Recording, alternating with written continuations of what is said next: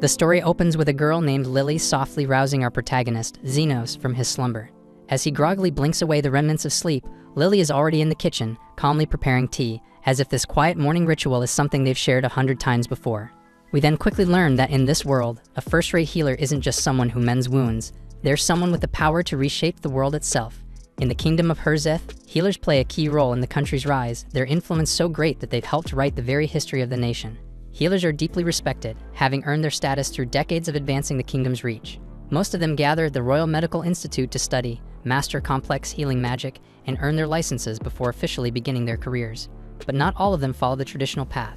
Somewhere in this kingdom, there's one healer who has no degree, no formal training, and no license, and that's Xenos. We then jump to a scene where Xenos is finishing up with a patient. After the treatment, the man pays and thanks him sincerely. Xenos just shrugs it off, telling him that as long as they can afford the price, he'll heal anyone. Once the man leaves, Lily asks if he's heading out for house calls today. Xenos confirms that he is, but promises to be back by nightfall. Lily smiles and tells him she'll have dinner ready when he gets home. Xenos heads out, and the moment the door closes, she turns her focus to preparing the evening meal. While Lily is still in the middle of cooking, Carmilla drops by to check on her. Lily apologizes, saying the food isn't quite ready yet, and Carmilla leans in to check what's cooking, and it turns out it's stew. Carmilla is already looking forward to dinner, but Lily tells her not to worry, she's got this handled. After all, she is Xenos' future bride. Hearing that, Carmilla backs off with a lazy grin and decides to head to her room and slack off. Not long after, Zofia shows up at the clinic looking for Xenos. Lily lets her know he's out on house calls, so Zofia decides to wait anyway, but she sighed because she came early, hoping to catch some time alone with him. But she wasn't the only one who thought about this because Linga soon arrives too, looking for Xenos. Lily gives her the same answer, and Linga pouts, clearly disappointed because she was planning to rub her tail on Xenos and smother him with affection. Zofia suggests she head back home since she's already here waiting. But Linga is not giving up that easily, and she'll wait too. Their rivalry starts to heat up, but Lily interrupts them both. Calm but firm, she reminds them it's her job to wait for Xenos, not theirs. Then right on cue, Lo crashes the door open like she owns the damn place, and says that she's here to have some fun with Xenos. Lily also gives her the usual update but tells her to fix the door she broke first before she enters. Lo does, and once she steps inside, she is surprised to see everyone already gathered. She looks around and jokes that maybe it was Lily's cooking that pulled them all in, but the others shoot that idea down quick, and they make it clear that she's the only one who'd show up for food. Later, we see that Lily is near the end of her cooking, and with a small smile, she adds her secret herb mixed into the stew. She then turned to the others and told them they'd all wait for Xenos before starting dinner, inviting them to join in as well. They agreed without hesitation, and Lily looked forward to eating together. But just before taking a seat, she headed out to grab the laundry drying outside, leaving the others with the smell of stew lingering in the air, and it was driving them crazy. Lou and Linga exchanged one look, that kind of look that said, "Just a taste won't hurt," and within seconds, they were in the kitchen, spoons in hand. The second they tasted it, their self-control vanished. They kept saying they were just tasting, not really eating, but even Zofia could see they were lying through their teeth. She warned them that Lily was going to destroy them if she found out, but after one whiff of that stew, even she couldn't hold back. Outside, Lily was humming quietly, folding laundry under the afternoon sun, completely unaware of the culinary crime scene unfolding in her kitchen. Then we see that the girls realize that the stew has been entirely devoured, so they start blaming one another for finishing it all. And in a moment of panic, they decide to pretend they don't remember what happened. Realizing that denial won't solve the problem, they agree to make another meal instead. Zofia suggests they start fresh by adding new ingredients to the pot. But right then, Lily walks in and catches them mid-whisper, hovering around the pot like a bunch of thieves. Cut to the dinner table, and the girls sat there stiff as statues. Lily didn't yell. She didn't have to. Her glare did all the talking. When she calmly asked what happened, they crumbled fast. One blamed the smell, another said her hands moved on their own, and they all started bickering again. Seeing this shit show, Lily grows upset and warns them that if they continue to bicker, Xenos will be furious. She laments that she wanted to enjoy a meal with Xenos and the rest of them in peace, and the girls quickly apologize, promising to help her with the cooking. But Lily then reveals that she prepared only enough ingredients for tonight. Just then, Carmilla storms in, furious that they consumed all of her stew. Linga immediately apologizes, and the others quickly follow suit. Carmilla demands to know how they plan to make amends, half-jokingly suggesting she might have to devour their souls in retribution. Lily intervenes, insisting that they bring her the missing ingredients, and the group hastily agrees, dispersing to gather them. After that whole mess, Lily realizes with a sigh that she's also just used the last of her secret ingredient. Carmilla, still lingering nearby, raises a brow and asks if she's not mad at the others for eating everything. Lily shrugs it off, saying she's not that angry, and Carmilla just stares at her like she's some kind of saint. Carmilla even adds that if they had devoured not just her stew but also her wine, she might have cursed them. Lily just laughs nervously, not entirely sure if Carmilla's joking, but then her mind wonders if she'll even be able to cook dinner again before Xenos returns. Meanwhile, over in town, Xenos is walking through the streets when he spots a demi-human girl clutching her stomach in pain. Soon, her master appears and reveals that she is his slave. He demands to know where she ran off to, and she explains that she suffered from a stomachache and went to a clinic for help, but they turned her away because she lacked the money to pay for treatment. Enraged that she prioritized her own comfort over work, her master drags her away like she's a broken tool instead of a person. Xenos keeps watching as the man drags her all the way to a graveyard and literally throws her onto the ground like garbage. He mocks her, says this kind of dirty place suits a demi-human like her, clearly not seeing the spirit his cruelty just awakened. He kicks her in the stomach again, demanding she get up and start digging graves, but she doesn't even have the strength to respond. Still, he ignores her pain and tells her if she wants to eat, she'd better dig up something valuable. Then he turns around to leave, leaving her lying there in the dirt. But before he can make it far, she snaps. Possessed by a spirit, the girl suddenly lashes out, slashing at him hard enough to draw blood, so now he's the one panicking. He stumbles backward and runs straight into Xenos, begging for help and saying his slave just went crazy. But Xenos doesn't even blink and tells the man to step aside and listens as the man points at his slave. Seeing her, Xenos calmly asks what exactly he did to her. The guy explains that he merely told her to resume her work, and when Xenos asks about the work, the man starts deflecting, lies about it, and says that it is just some farm work. He then flips the script, whining about being injured and needing medical help, and he even offers Xenos money if he'll stop the girl. The possessed slave then launches an attack on the master, but Xenos intervenes to protect him. He questions the slave, asking why she's so angry. In response, she hurls stones at him, which he deftly dodges. Impressed by his agility, the noble urges Xenos to kill the slave, but Xenos refuses, insisting that his duty as a healer is to preserve life. The noble admits he is a man of high status and warns that if this chaos continues, he will eventually meet his end, and he plans to buy a new slave if she dies anyway. Undeterred, Xenos vows that he will save every life he can, firmly committed to his calling as a healer. The slave then lunges at him, hurling a large boulder, but Xenos, drawing on some mysterious enhancement, shatters it with his bare hands. The noble, watching in disbelief, wonders what kind of healer could possess such strength. The slave immediately resumes her attack with lightning speed, making Xenos doubt that she's just any ordinary demi-human. She slashes at him with her claws, but he manages to fend her off with a protective barrier, only to notice that the force of the blows has left her badly injured. Despite her wounds, the slave keeps moving, her every motion fueled by pure, unbridled hatred, and it dawns on him that she must be possessed. Moving closer, Xenos braces himself as she sinks her teeth into him. In that surreal moment, he's startled by the thought that ghosts can not only possess, but even engage in casual banter, or at least that seems to be the case. Determined, he channels his healing magic to mend her injuries while simultaneously exorcising the malevolent spirit that has taken hold of her. As he works, he can't help but wonder what kind of farm work would lead someone to be so vulnerable to ghostly possession.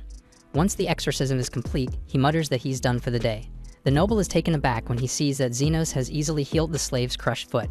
Desperate, he begs Xenos to save him too, reminding Xenos that he is a healer. Xenos calmly replies that his work for the day is done, and that he'll have to do it tomorrow, to which the noble retorts that by then he'd already be dead. Undeterred, the noble insists on immediate treatment, and Xenos warns him that the price will be steep.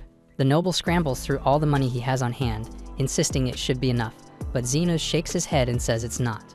The noble grumbles that the fee is already higher than market price, adding that he won't go unscathed if Xenos charges illegally, but Xenos tells him that he is an unlicensed healer.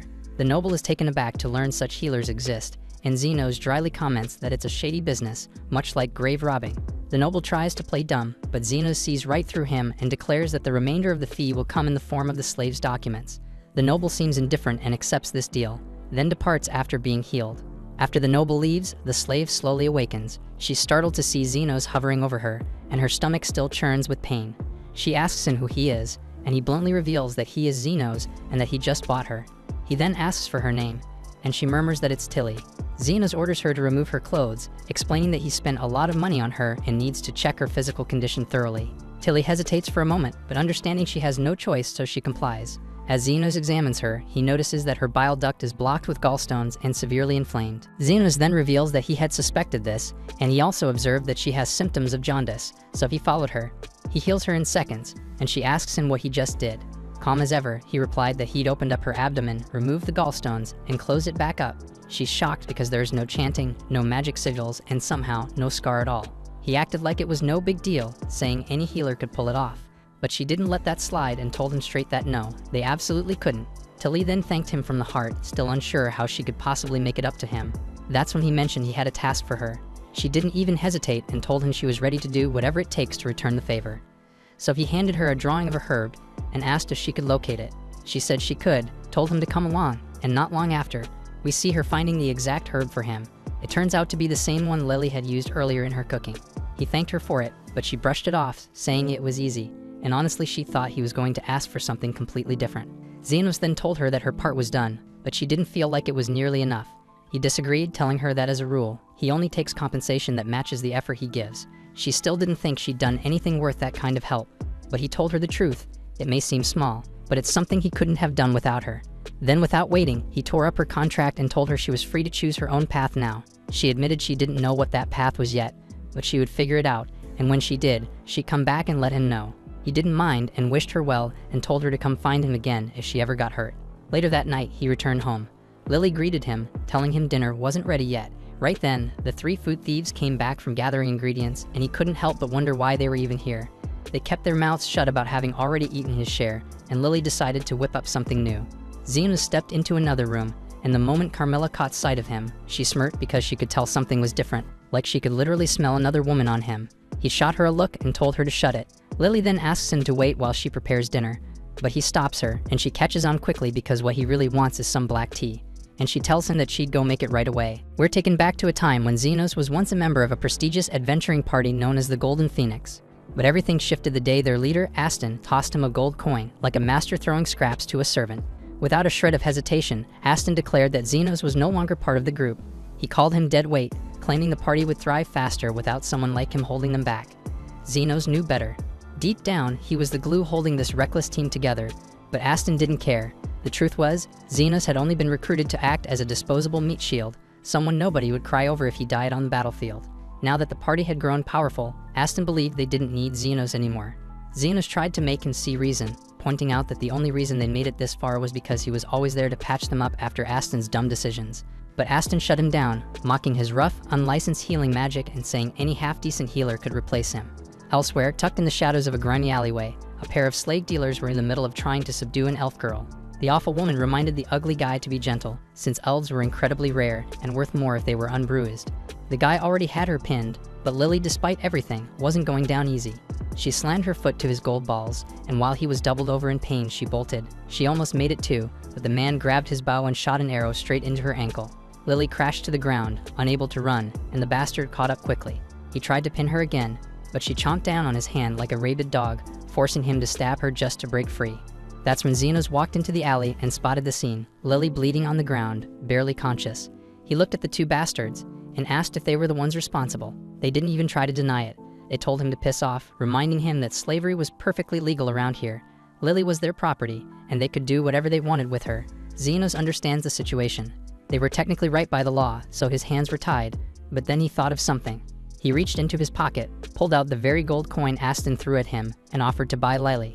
It's not nearly enough to buy an elf, not even a wounded one. But the traders take one look at Lily, bleeding out and probably minutes from death, and decide it's not worth dragging a corpse to market. So they took the money and left without another word. Once those scumbags are gone, Xenos walks over to Lily, checking if she's still hanging on. She's already made peace with the idea of dying in some random alley, so she tells him to just leave her there and save himself the trouble. But Xenos calmly tells her she's not dying today. Lily glances down at her wounds and blinks in disbelief because her wounds are already completely closed up, not even a scar left behind.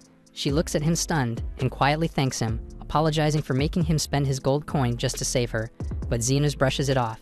He didn't even want to keep that coin anyway, just holding it reminded him of Aston, and he'd rather forget that asshole existed.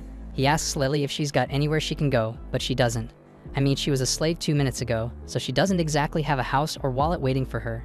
She also admits she's starving, so Xenos offers to get her something to eat and maybe find her some decent clothes along the way. He ends up taking her to a small diner nearby, grabbing her a fresh outfit before they come in. Lily is all smiles as she chows down, clearly loving every bite of her first real meal in who knows how long. But after a while, she notices that Xenos hasn't ordered anything for himself, so she asks why, and he tells her he's just not hungry. But truth is, he's flat broke.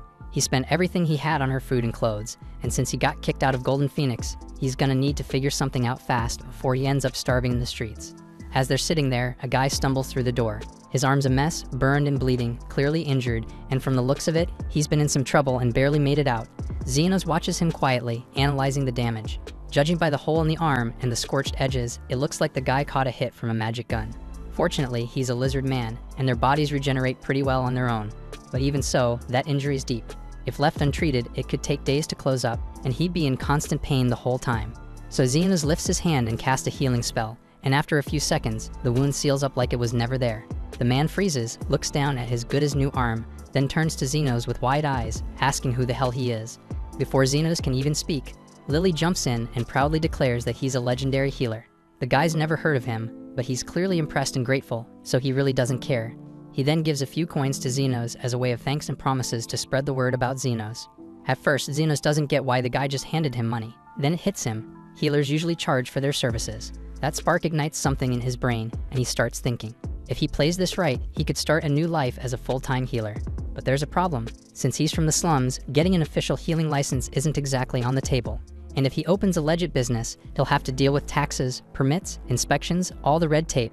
And like a wise man once said, tax evasion isn't a crime, it's an act of survival. So yeah, Xenos is going off the grid. He's gonna run his clinic underground, healer for hire, no questions asked. Lily doesn't really get everything Xenos is saying, but if he's serious about setting up a clinic, she wants in. Xenos pauses, thinking it over. Running an underground clinic without a permit isn't exactly legal, and dragging a kid into something like that doesn't sit right with him. But Lily reminds him that he technically bought her, so by the rules of this twisted world, that makes him her master now, which means she's sticking by his side, no matter how many rules get bent or broken. Xenos didn't buy her to own her, he just didn't want her bleeding out in some alley. But Lily hits him with the harsh truth. She's got nowhere else to go, and if he leaves her behind, she'll probably get scooped up and sold again, so that'd be on him. Eventually, Xenos sighs and gives in and tells her she can tag along, and Lily immediately pledges to serve him with her whole body, which makes Xenos nearly choke and ask her to not make it sound so creepy. Anyway, first things first, if Xenos is going to set up shop, he's got to find a roof to sleep under. So he takes Lily to one of the sketchiest, most forgotten parts of the city. The place looks abandoned and borderline cursed, but that's exactly what he's looking for. Lily glances around nervously and asks why they're even here. Xenos explains that if he's running a shady back alley clinic, the last thing he needs is the Royal Association breathing down his neck. A place like this is quiet, off the radar, and best of all, it's free. Lily can't really argue with the logic, but she's clearly spooked. She points out that abandoned districts like this are notorious for being infested with monsters, especially the creepy kind. They finally stumble across a house that's somehow still standing, and Xenos thinks he's hit the jackpot. But the second Lily sees it, she freezes because it looks like something straight out of a horror novel. Classic haunted house vibes. If they're unlucky, they might even attract a wraith. Xenos raises an eyebrow, unfamiliar with the term. Lily explains that wraiths are ghost-type monsters who can literally turn someone into a spirit with just a single touch. They step inside, and it's pitch black, so Lily offers to light the place up with a basic spell that catches Xenos off guard because he didn't know she could use magic. But Lily shrugs it off, saying it's just simple stuff. Once the room lights up, they finally get a good look around, and it's honestly as bad as Lily feared. Dust, cobwebs, cracked walls, it's a total fixer-upper. But Xenos is oddly upbeat. The place might look cursed, but the roof doesn't leak, and the structure's solid, so in his eyes, that's more than enough to start his new work. But just when they think they found the perfect spot, a big problem shows up and turns out the house already has a tenant. And not just any tenant, but an actual wraith, who floats out of the shadows and tells Xenos she's going to drain the life right out of him. Lily starts panicking immediately, while Xenos just lets out a sigh, clearly annoyed that the place wasn't as empty as it looked. Carmilla then lunges at Xenos without hesitation, but he shuts her down instantly with a burst of healing magic that blasts both her arms clean off. He doesn't even flinch, because compared to the horrors he faced in the labyrinths while rolling with Golden Phoenix, Carmilla is just another Tuesday. Back then, whenever Aston got pissy, he tossed Xenos into the dungeon solo, and he ran into wraiths all the time, so he's taken down dozens, maybe even over 100 by now. See, healing spells aren't just for fixing wounds, they're especially nasty against undead creatures. Xenos then casually apologizes to Carmilla for trespassing, saying he didn't realize someone already lived here, but the housing options are non-existent around here, so he politely asks if she'd be okay with him staying. Carmilla's offended by the sheer audacity. She's the queen of wraiths, and some random squatter is asking if he can crash at her place. So she snaps her ghostly fingers and summons a whole crew of angry spirits to chase him out. Xenos sighs again, then hits them all with a mass heal spell that erases them like chalk off a blackboard. Now Carmilla's the one panicking. She seriously underestimated this guy, and she's halfway convinced he could just exorcise her out of existence if he wanted to. But Xenos explains that he's not here to fight, he just needs a place to live and treat patients. Carmilla knows she's outmatched, so she agrees to let him and Lily have the first floor, but she claims the second floor as her territory. Xenos is happy with the deal, but Lily is stuck trying to figure out which one of them is more terrifying, Carmilla the Ghost Queen or Xenos the healer who casually obliterates spirits. By the time morning rolls around, Lily's getting restless. With no patients yet, she offers to go outside and spread the word about their new clinic, but Xenos quickly shuts that down. If they start advertising out in the open, the Royal Hospital might catch wind of what they're doing, and that would be bad news. He tells her to be patient, and someone's bound to show up soon. And right on cue, the front door creaks open, and their first customer steps inside. Lily jumps up to welcome them, only to realize it's the same guy Xenos patched up the day before. Xenos figured he'd return eventually because anyone getting blasted by a magic gun usually isn't walking the clean and lawful path, and people like that tend to avoid legit hospitals for obvious reasons. The lizard man introduces himself as Zond and says he needs Xenos to check on his sister. Xenos says he'll take a look, so Zofia rolls up her sleeve and shows him a shallow wound on her arm. She says the injury's been acting weird since yesterday, and the moment Xenos inspects it, he realizes she's been hit with some kind of magic-based poison. Zofia asks if there's anything he can do to fix it, but since the wound's been left untreated all night, the tissue in her arm is basically toast. Xenos tells her the safest option is to cut the whole arm off before the poison spreads any further. Sofia's not thrilled to hear that, but she takes it like a champ. She asks how much it'll cost to have the procedure done. Xenos tells her the price is a flat 1 million yen. Zon flips out the second he hears that, furious that Xenos would charge that much for just chopping an arm off. He's ready to throw down, but Zofia tells him to chill and decides to negotiate instead. She tries to pull rank, asking if Xenos really wants to overcharge someone like her, Zofia the Tornado. She runs one of the 3 major gangs in the area, and Xenos knows exactly who she is. Even so, he's not backing down. He doesn't do charity work, especially not when regeneration magic is involved. That catches Zofia off guard because she's never heard of any healer who could regenerate a whole limb. Xenos is just as confused, since he assumed limb regeneration was basic stuff. He taught himself healing magic, so he never really figured out what's considered normal. But that's beside the point, and he asks Zofia if she wants to proceed. Zofia gives him the green light, so he has her lie down and gets prepped for the operation. He conjures a magic scalpel, essentially a blade made entirely of condensed energy.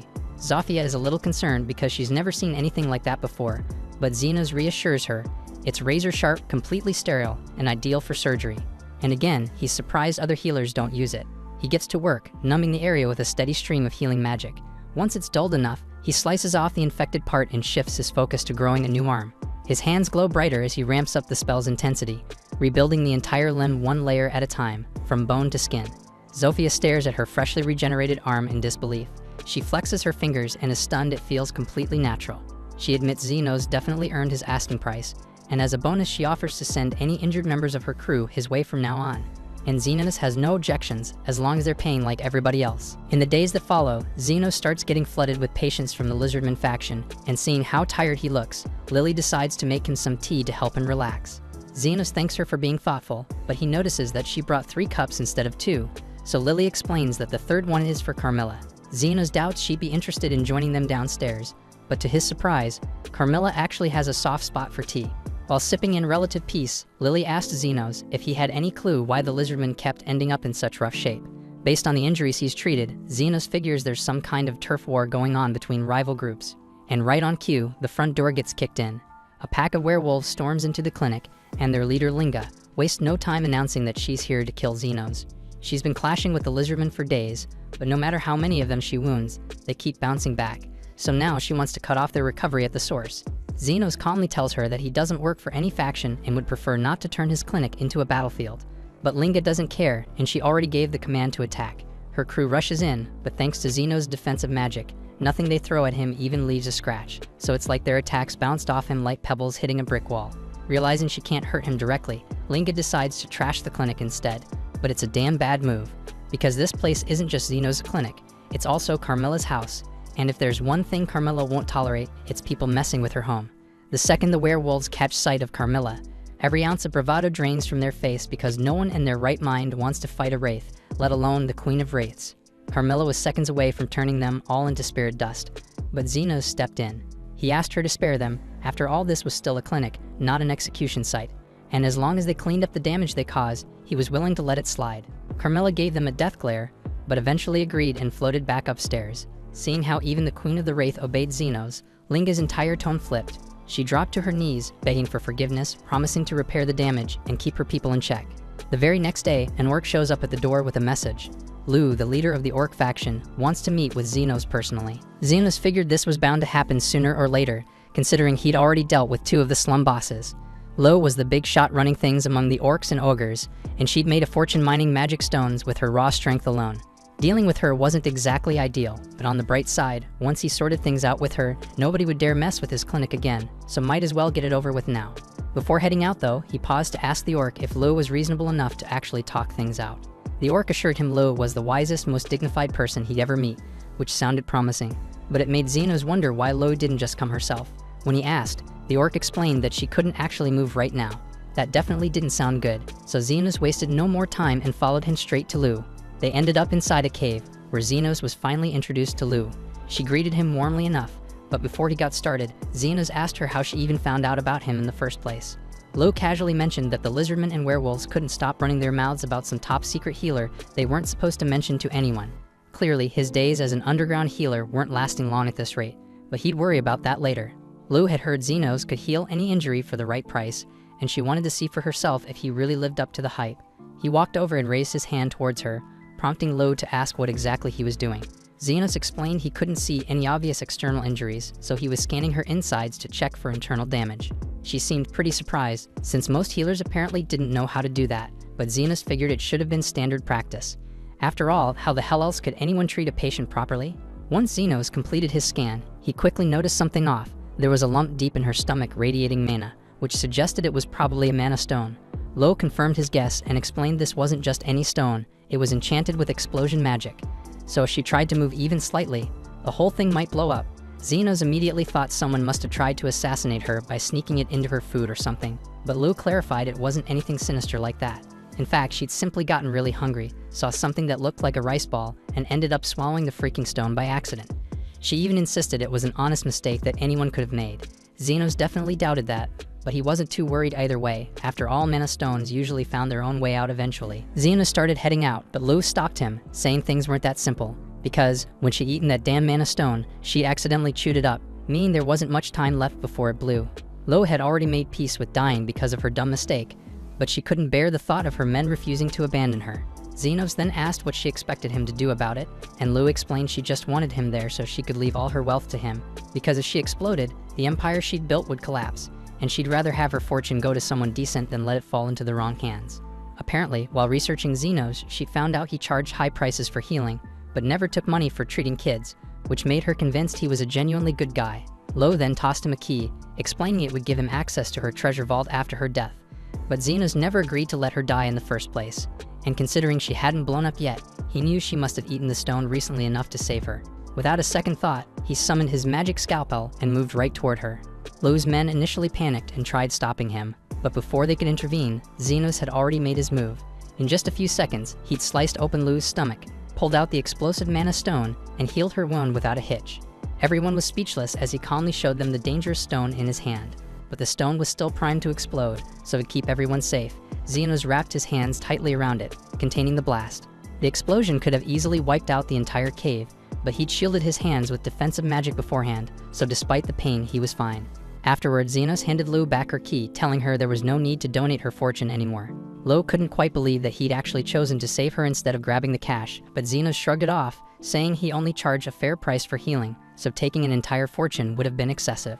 At that moment, Lo decided she genuinely liked Xenos, promising him that if he ever needed anything, he just had to ask, and she'd do whatever she could to help him. She even offered to deploy her warriors as guards around his clinic, but Xenos politely declined because having orc soldiers on his doorstep would attract too much attention. A few days passed, and Lily was sitting by the clinic's front desk, sulking because Zofia, Linga, and Lu had been coming by a lot more than usual.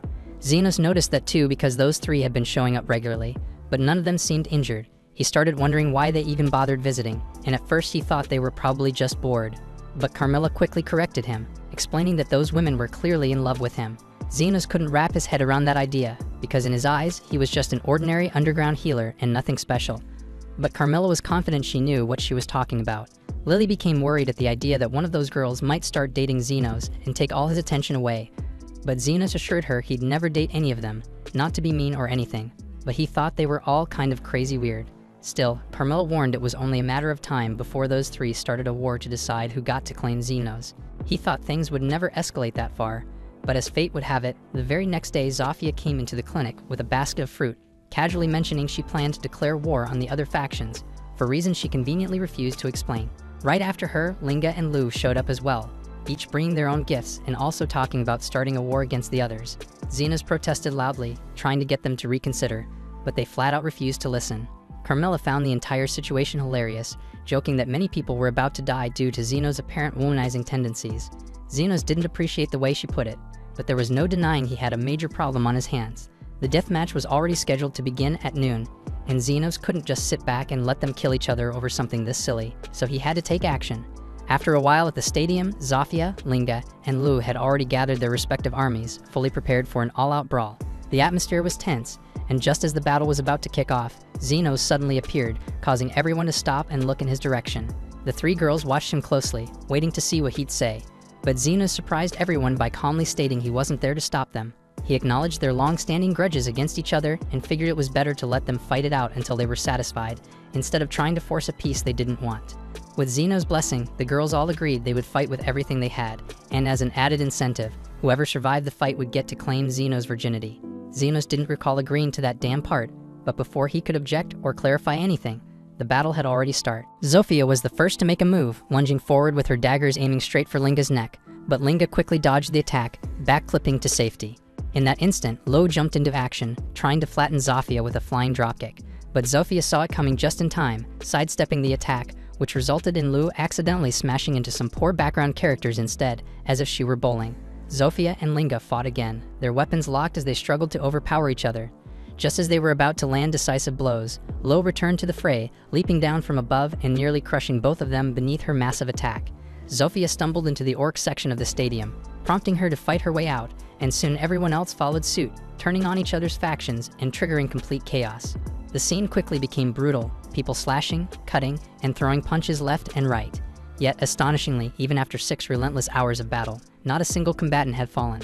It was at that moment Zofia suddenly noticed something strange. The wounds on her arms were healing themselves right before her eyes. Everyone paused, bewildered, until Xenos finally spoke up and explained he was responsible. He told them plainly that he'd agreed to let them have their little death battle, but he never once said he'd let anyone actually die. After all, they were still his patients, and he wasn't going to let any shit happen to them. Zofia felt silly for not realizing Xenos' involvement sooner, but none of them had ever imagined a healer could heal so many people simultaneously, let alone continuously over 6 hours straight. The girls finally understood the point Xenos had been trying to make. Their fight would literally never end as long as he was there to keep healing them. If they couldn't find a way to get along, they'd be stuck in an endless cycle of pointless conflict, and just to be clear, he reminded them he planned on billing each of them for every hour he'd spent healing. Realizing how foolish they had been, the three girls finally agreed to set their differences aside, so they promised to maintain peace among their factions. But as far as fighting over Xenos went, they were still determined. Only this time, they agreed they'd compete peacefully without any damn bloodshed. Meanwhile, Lily approached Xenos, curious as to why the hell he'd gone through all the trouble of intervening in the battle.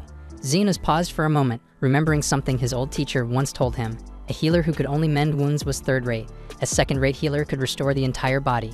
But a first-rate healer was someone who could make the world a better place. Xenos admitted he wasn't sure if he had it in him to be a first-rate healer, but that didn't mean he wouldn't try. He wanted to improve life in these slums somehow, and besides he joked that if everyone died, he'd run out of patience. Lily smiled softly to herself, knowing full well that Xenos' tough talk was just his way of covering up how much he truly cared. After all, if the demi-humans stopped fighting, he'd actually have fewer patients coming in, which meant less money for him. Yet he still chose peace over profit, and this genuine kindness was exactly why Lily liked him so much, and she told him as much directly. Of course, her words went straight over Xenos' head, leaving him slightly confused.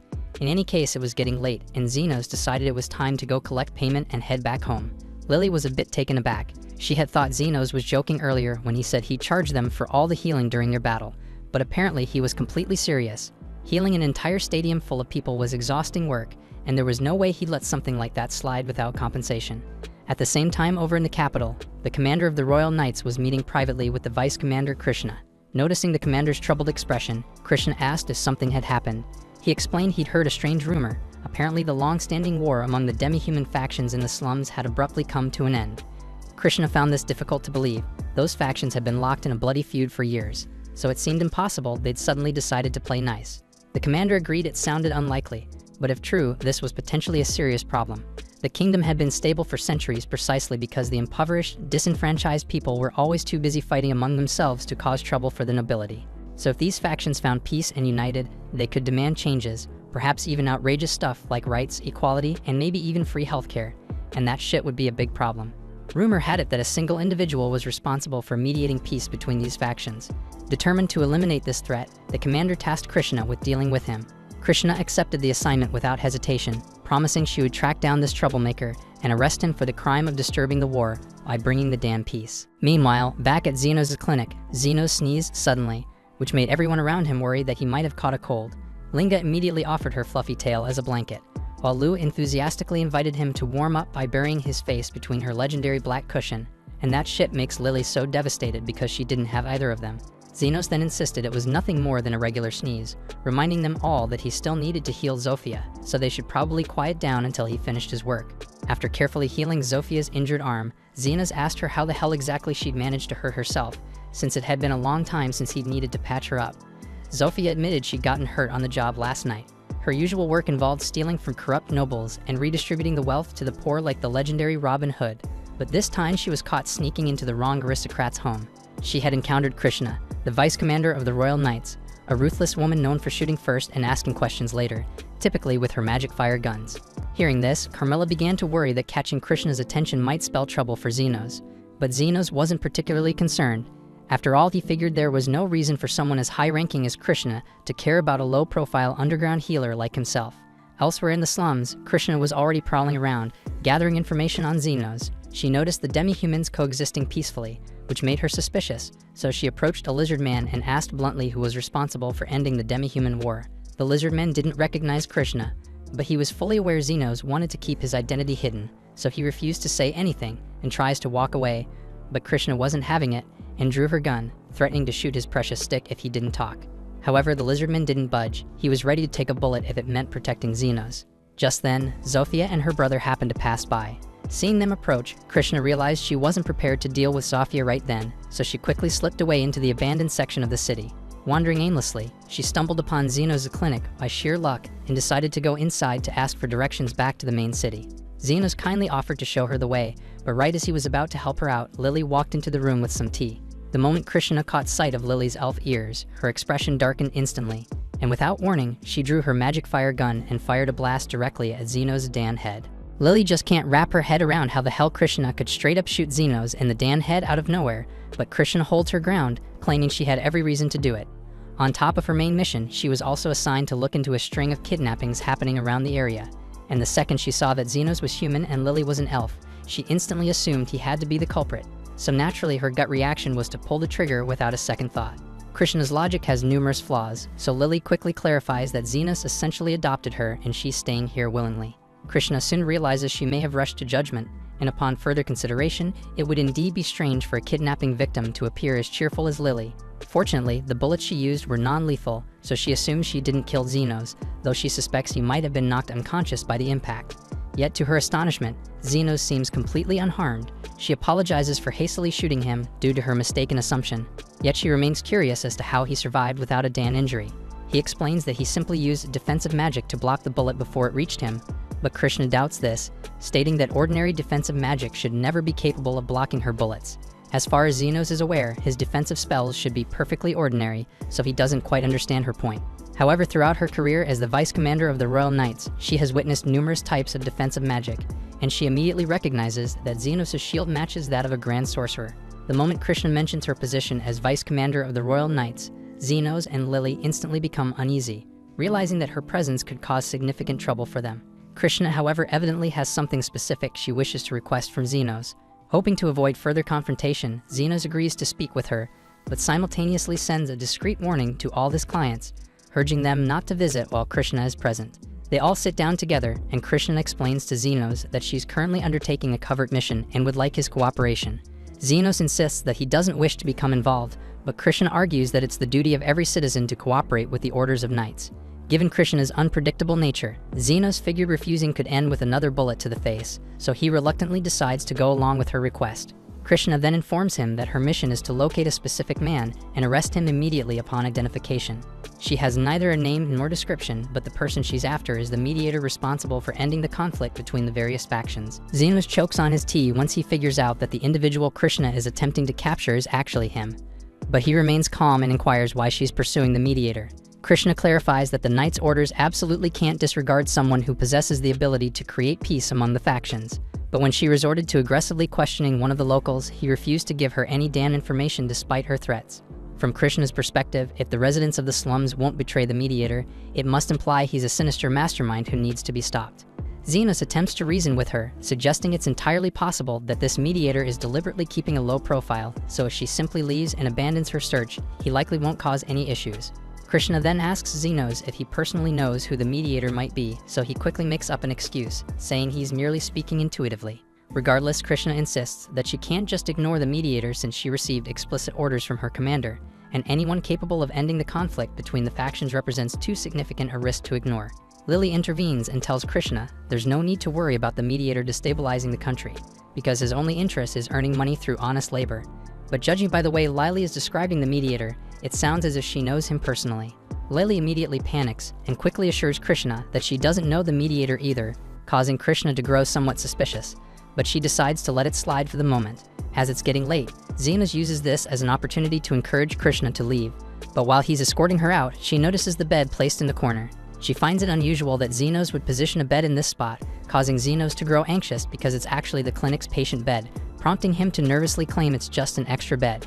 Upon hearing this, Krishna promptly asks Xenos if he'd be agreeable to letting her use it. She's been struggling to secure a base of operations within the slums, so she'd greatly appreciate it if Xenos allowed her to stay here until she finishes her assignment. Of course, she's more than willing to compensate him for the lodging. Xenos can't really decline without raising Krishna's suspicions, so he reluctantly agrees, and Carmilla finds the whole scenario amusing. Lily then prepares some green tea for their new guest, but Krishna struggles with hot beverages, so she begins blowing on it to cool it down. Lily remains envious that yet another woman has appeared, vying for Xenos' attention away from her. So to prove her dominance, she sits directly on Xenos' lap and asks him to stroke her head like usual. Xenos complies with Lily's request, but he's slightly puzzled by her sudden demand, prompting Carmilla to approach and inform him that Lily is feeling jealous. Xenos is caught off guard because Carmilla suddenly whispered into his ear while she was invisible, but she's just really intrigued by all the drama going on. Lily is determined not to let Krishna take away Xenos' attention, so she becomes even more affectionate with him than usual, asserting her dominance. However, Krishna doesn't seem to give a damn and just keeps blowing on her tea like nothing's happening. But eventually, Lily dozes off, so Xenos gently tucks her into bed and heads back to the living room to continue his conversation with Krishna. He fills her in on the whole story about how he rescued Lily from the slave trader, adding that those scumbags were part of an illegal trafficking network operating around here. And that explains why Krishna was so quick to pull the trigger earlier. But sadly, Xenos doesn't have any real intel on the traffickers themselves. Changing the topic slightly, Krishna brings up something she's been curious about. Given how it's obvious Xenos must be an extremely skilled mage, having perfected his defensive magic, Krishna wants to know if someone could regenerate an entire arm if they put the same amount of effort into healing magic.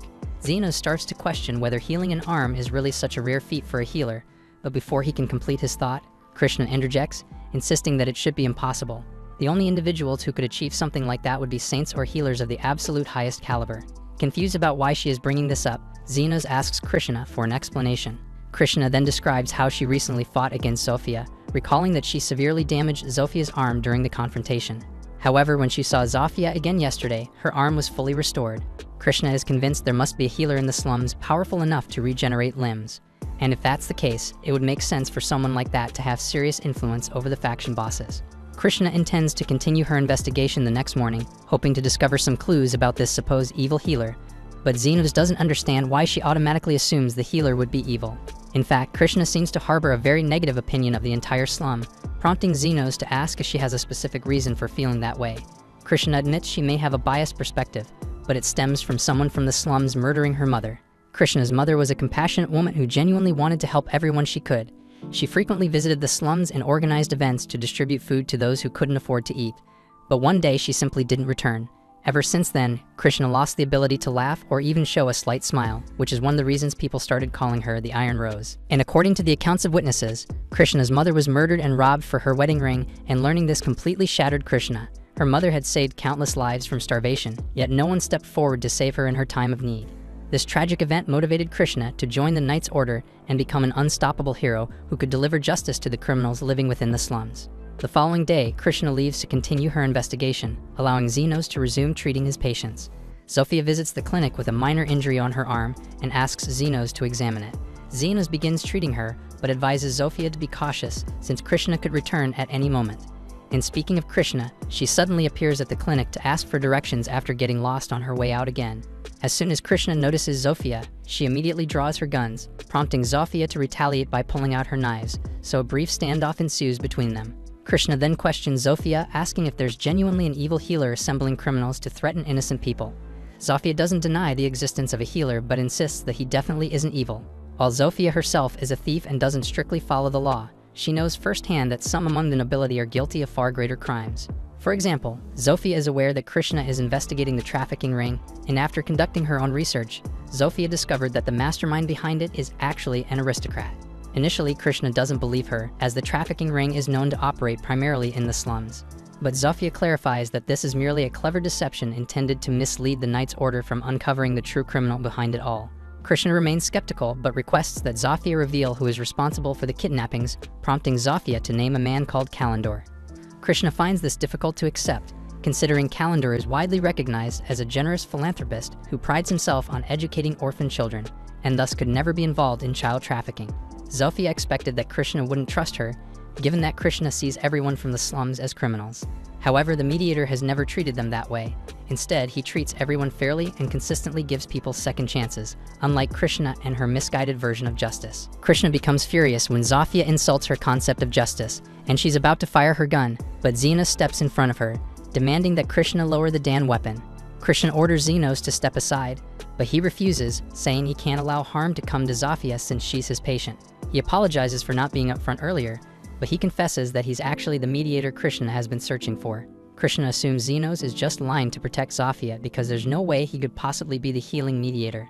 After all, he's already demonstrated mastery over defensive magic, and there's no way in hell he could also excel in healing magic. Xenos doesn't necessarily consider himself a master, but he's certain of his abilities in both healing and defensive magic, since both simply require him to enhance the body's natural processes. Krishna finds this entire explanation absurd and remains unconvinced that Xenos is the healer.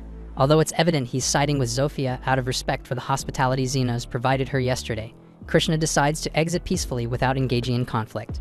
As Krishna leaves, Lily notices she's heading towards the district inhabited by aristocrats, prompting Xenos to suddenly realize her destination.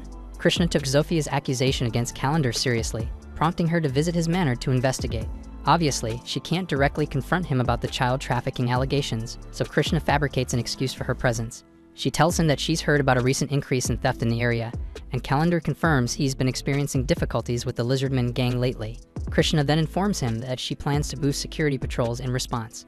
However, before implementing these patrols, she wishes to inspect Kalendor's estate to gauge his current security measures. Kalendor understands her reasoning and readily offers to guide her on a tour of his mansion. Krishna is then shown throughout the entire manor, and after the tour concludes, Kalendor asks her opinion on his security setup.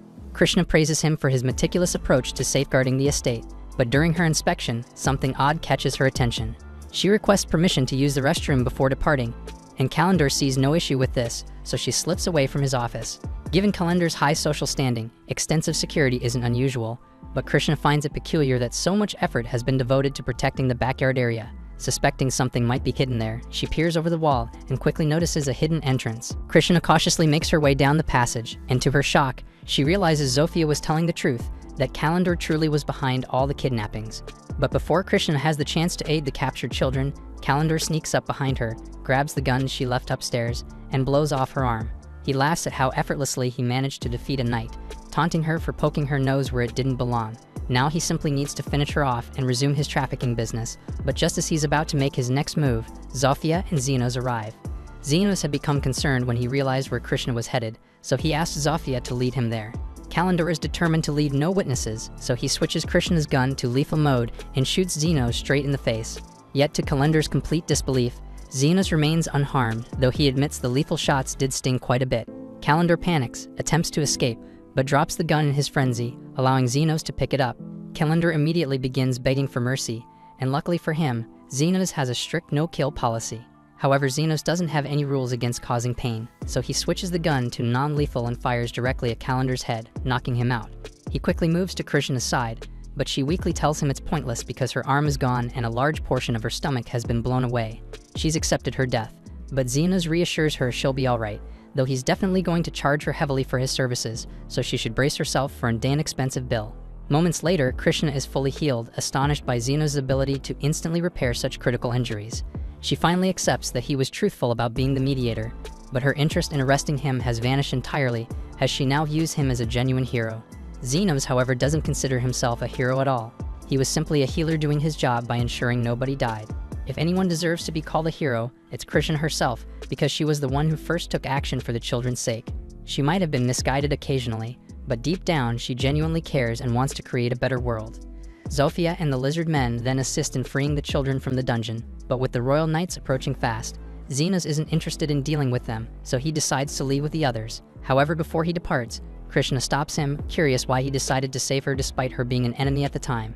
Xenos simply turns around and replies that he wanted to ensure she pays her outstanding bills. She still owes him money for the night she spent at his clinic, and now there's the additional cost of healing. He expects full payment by the week's end. Krishna, amused by his ridiculous reasoning, laughs for the first time since the loss of her mother. The next day, we see Xenos and Lily walking side by side down the street, casually chatting about picking up some tea, when out of nowhere, Xenos catches sight of the old spot he used to call home back in the slums, and the sight pulls him straight into his memories. He'd been a dirt-poor orphan with nothing, no family, no future, only wasting his days just sitting in that filthy alley, doing nothing but barely scraping by. One day, Aston was wandering through the slums, trying to choose a child to kidnap, but thus far he's frustrated because none appear suitable enough to serve as human shields. At that moment, he notices Xenos and decides he's perfect, approaching and initiating a conversation with him. Essentially, Aston says to Xenos, "You're impoverished, jobless, and starving, so join me on an adventure." He speaks with a polite demeanor, infused with false kindness, leading Xenos to mistakenly think Aston is genuinely nice. Despite this, Xenos hesitated to accept because it's rare for slum dwellers to become adventurers. However, Aston assures him that as long as he possesses the skills, he can accomplish anything. Aston then asks Xenos if he has any particular skills, to which Xenos responds that he knows some healing magic, but Aston is highly skeptical, since mastering healing magic typically takes years of rigorous training at the Royal Academy, making it improbable for a random orphan to learn it independently. Nevertheless, whether Xenos truly knows healing magic or not doesn't matter to Aston because he intends to use Xenos merely as a distraction if anything goes awry. Once Xenos agrees to join him, Aston takes him into the forest. There, the pair confront a wolf monster. During the battle, Aston gets slightly injured, prompting Xenos to heal him using his magic. Then Aston charges the wolf, and Xenos employs his healing magic again to enhance Aston's speed, enabling Aston to decapitate the wolf effortlessly with a single strike. Aston, however, strangely fails to notice that his injuries healed mid-combat, or that he suddenly moved faster at a crucial moment, leaving him convinced that Xenos is utterly useless. After several years of enduring this dynamic, Aston eventually expels Xenos from the party, and we know how Xenos has spent his time since then. However, Aston's group hasn't fared quite as well because after removing Xenos, Aston and the remaining party members set out toward a cave for their next mission. This mission holds significant importance as they intend to leverage it to curry favor with influential nobles within the kingdom, though all of them resent the intense labor involved. Yuma then informs them that the quicker they finish their task, the quicker they can return to the inn and resume drinking. Andres feels thrilled because ladies always flock around them whenever they say they're members of the Golden Phoenix group. After all, their team is renowned for successfully finishing quests and defeating magical creatures without taking any damage.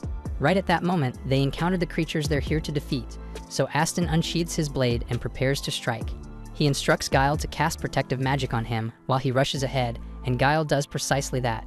But even while Aston is battling the wolves, his arm still gets scorched. And at the same time out back, Yuma is being attacked by one of the wolves, so he's out of the picture for good. Aston shouts at Andres to quickly cast some offensive spells, but it takes too damn long to finish chanting the incantation, and he even gets blasted by a fireball mid-spell.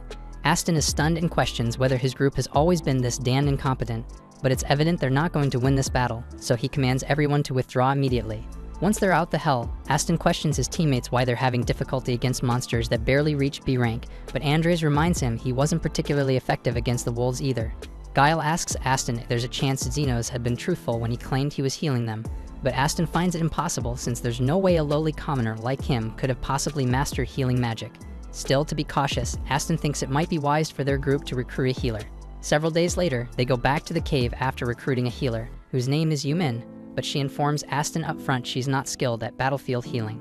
She typically provides healing services only in the capital, but she coincidentally possesses an adventurer's license, so she agreed to accompany them.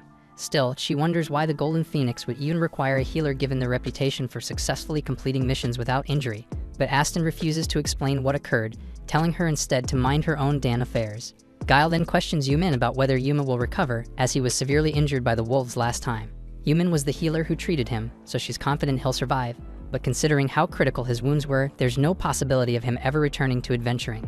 You'd assume Aston would show some sympathy toward a teammate who became permanently crippled, but he simply moves past it, stating Yuma wasn't valuable enough to keep around anyway. And if you are wondering why this quest holds such significance, a nobleman requested a scarf made from a firefox's fur as a present for his daughter. If completing it places Aston in Lord Fennel's favor, he's prepared to put his life on the line for that scarf. Yet barely 2 seconds afterward, the plan crumbles because the wolves launch an unexpected ambush. Aston quickly retaliates and tells Guile to apply defensive spells to everyone, but as Aston moves in to attack, he can't land a single blow against any of the wolves. The wolves then unleash 4 fireballs at him, and Aston manages to deflect 3, but the 4th fireball strikes Andres in the stomach, knocking him out immediately. Aston continues swinging fruitlessly at the wolves, but soon Yumin shouts that they must withdraw because Andres' condition is critical. Aston can't believe everything is collapsing yet again, and when they finally get outside, he snaps at Guile, demanding to know why he failed to shield Andres with defensive magic. However, Yumin points out that Guile's defensive spell was indeed effective, and without it, Andres would have been instantly killed by a blast of that magnitude. Aston impatiently demands that she heal Andres right away, but Yumin informs him that's impossible, as only top-tier healers or saints possess the capability to instantly heal such severe wounds without proper preparation. Unless they rush Andres to a medical facility immediately, he won't survive. Sometime later, Aston speaks with Lord Fennel's servant, who informs him that Lord Fennel is extremely disappointed. Aston desperately asks for another opportunity, certain he can secure the fur for the scarf if given one more chance, but the nobleman's daughter's birthday has already passed, making the whole matter pointless. And the real reason behind Lord Fennel's dissatisfaction isn't merely that Golden Phoenix failed the quest, it's because Aston repeatedly promised he'd succeed. Had Aston simply informed Lord Fennel earlier that the mission couldn't be accomplished for any reason, the Lord would have understood and chosen a different gift for his daughter. But that's not what Aston did, so for a brief moment, Aston tries shifting the entire blame for this disaster onto Xenos. However, he soon recalls he never formally registered Xenos as part of the party, so officially speaking, Xenos was never recognized as a member, meaning he can't be held accountable for anything. Swallowing his pride, Aston bows his head low, forced to apologize for the entire fiasco, and he seethes inside, hating every second of having to lower himself before a servant. Aston then vows he'll find a way to make amends, but Lord Fennel's servant questions how exactly he'll accomplish that considering half his group is already nearly dead. Aston confidently replies that he intends to recruit replacements to offset their losses, and the next time Lord Fennel entrusts them with a task, he'll ensure its successful completion. Afterward, Lord Fennel's servant departs, though Guile asks Aston if making such promises is really a wise move. After all, they currently have no prospects on capable recruits, and there's no possible way for them to undertake missions with just 2 remaining members. Aston tells Guile there's no need for concern, as he already has something in mind. Even though Aston still doesn't believe Xenos holds much value, he can't deny the team functioned much better while Xenos was with them, so Aston plans to simply bring him back. He's convinced Xenos would jump at the chance to rejoin Golden Phoenix, despite how poorly he'd been treated previously. The following day, Aston and Guile enter the slums searching for Xenos, but since they have absolutely no damn idea where to begin, Aston suddenly gets a brilliant idea. He decides to employ the 3 faction bosses to help locate Xenos, confident they'll agree because low-class scum like them will do practically anything for cash. A short while later, he has a lizard man guide him to Zofia, saying he's interested in hiring her services. Zofia isn't particularly enthusiastic since this interferes with her daily clinic hours, but she's at least open to hearing out a paying customer. Aston introduces himself as the leader of Golden Phoenix, explaining to Zofia that he's searching for a man named Xenos, who arrived in the slums around 2 months prior. At first, Zofia can't believe what's being said, since Xenos had informed her all about how Aston kicked him out of Golden Phoenix, which had already seemed foolish, but she never imagined Aston would be stupid enough to go searching for Xenos afterward. She tells Aston to leave immediately, because Xenos has far more important things to occupy his time than dealing with him, and quite honestly, even looking at Aston makes her sick. Aston becomes offended, briefly thinking about attacking Zofia, but quickly realizes he'd get thoroughly beaten if he tried anything, so he decides to back down. After Zofia refuses to assist him, Aston decides to approach Linga's faction instead, but the moment she realizes who Aston is, she immediately tells him to leave. Aston is shocked to learn Linga also considers herself Xenos' friend, and just in case he's considering making trouble, Linga reminds Aston that if she wanted, she could easily kill him 3 times over before he even had a chance to blink. Aston then attempts approaching Lou for assistance, but like the others, she promptly tells him to go screw himself. She also threatens that if she ever hears he's been bothering Xenos, she'll personally crush his skull between her thighs. Aston and Guile immediately exit Lou's cave, and Aston struggles to believe that all the faction bosses care about Xenos this much. He tries convincing himself they must be referring to some other individual named Xenos, because there's absolutely no chance the Xenos he remembers could have such influence in this place. Speaking of Xenos, Guile coincidentally spots him walking along the street with Lily. Lily and Xenos just completed their shopping errands for the day and were preparing to return home when Aston suddenly calls out to Xenos. Xenos is startled to encounter Aston and Guile again, but he's not exactly thrilled to see them, so he begins walking away. Aston stops him and loudly announces that he specifically came here to welcome Xenos back into Golden Phoenix. But before Aston can even finish his damn sentence, Xenos flatly rejects his ass. Aston can't believe this rejection since he was sure Xenos would jump at the chance to return to their party. But Xenos begins listing every bit of mistreatment he endured under Aston, including the terrible conditions and insulting pay. There's literally zero incentive for Xenos to rejoin Golden Phoenix, but if Aston is truly desperate, Xenos suggests he could tag along for a few missions, provided he's available. However, Xenos refuses to continue working merely for recognition, so Aston would need to offer him fair payment this time. Xenos demands $50,000 for minor healing and $1 million for major healing services. In addition, Aston must pay separately for Xenos' defensive spells and buffs. But if Aston finds these terms unacceptable, there's nothing else to discuss, so Xenos once again begins walking away. Aston feels deeply insulted that Xenos dares to reject his offer, so he unsheathes his blade and attempts an attack. But before he can get anywhere close, he's blasted back by Krishna. She tells Aston that it's downright idiotic to launch an attack right in front of a royal knight. She had actually come here looking for Xenos herself, but since Aston just attempted an assault, she's now obligated to place him under arrest. However, Aston quickly points at Guile, claiming he's the one who forced him into it, then immediately flees like a coward because he definitely doesn't want his ass to end up imprisoned.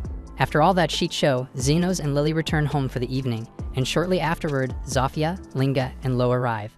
They inform Xenos that Aston attempted to hire them to track him down, and even though they all rejected his request, Zofia remains concerned that he might persistently keep coming after Xenos.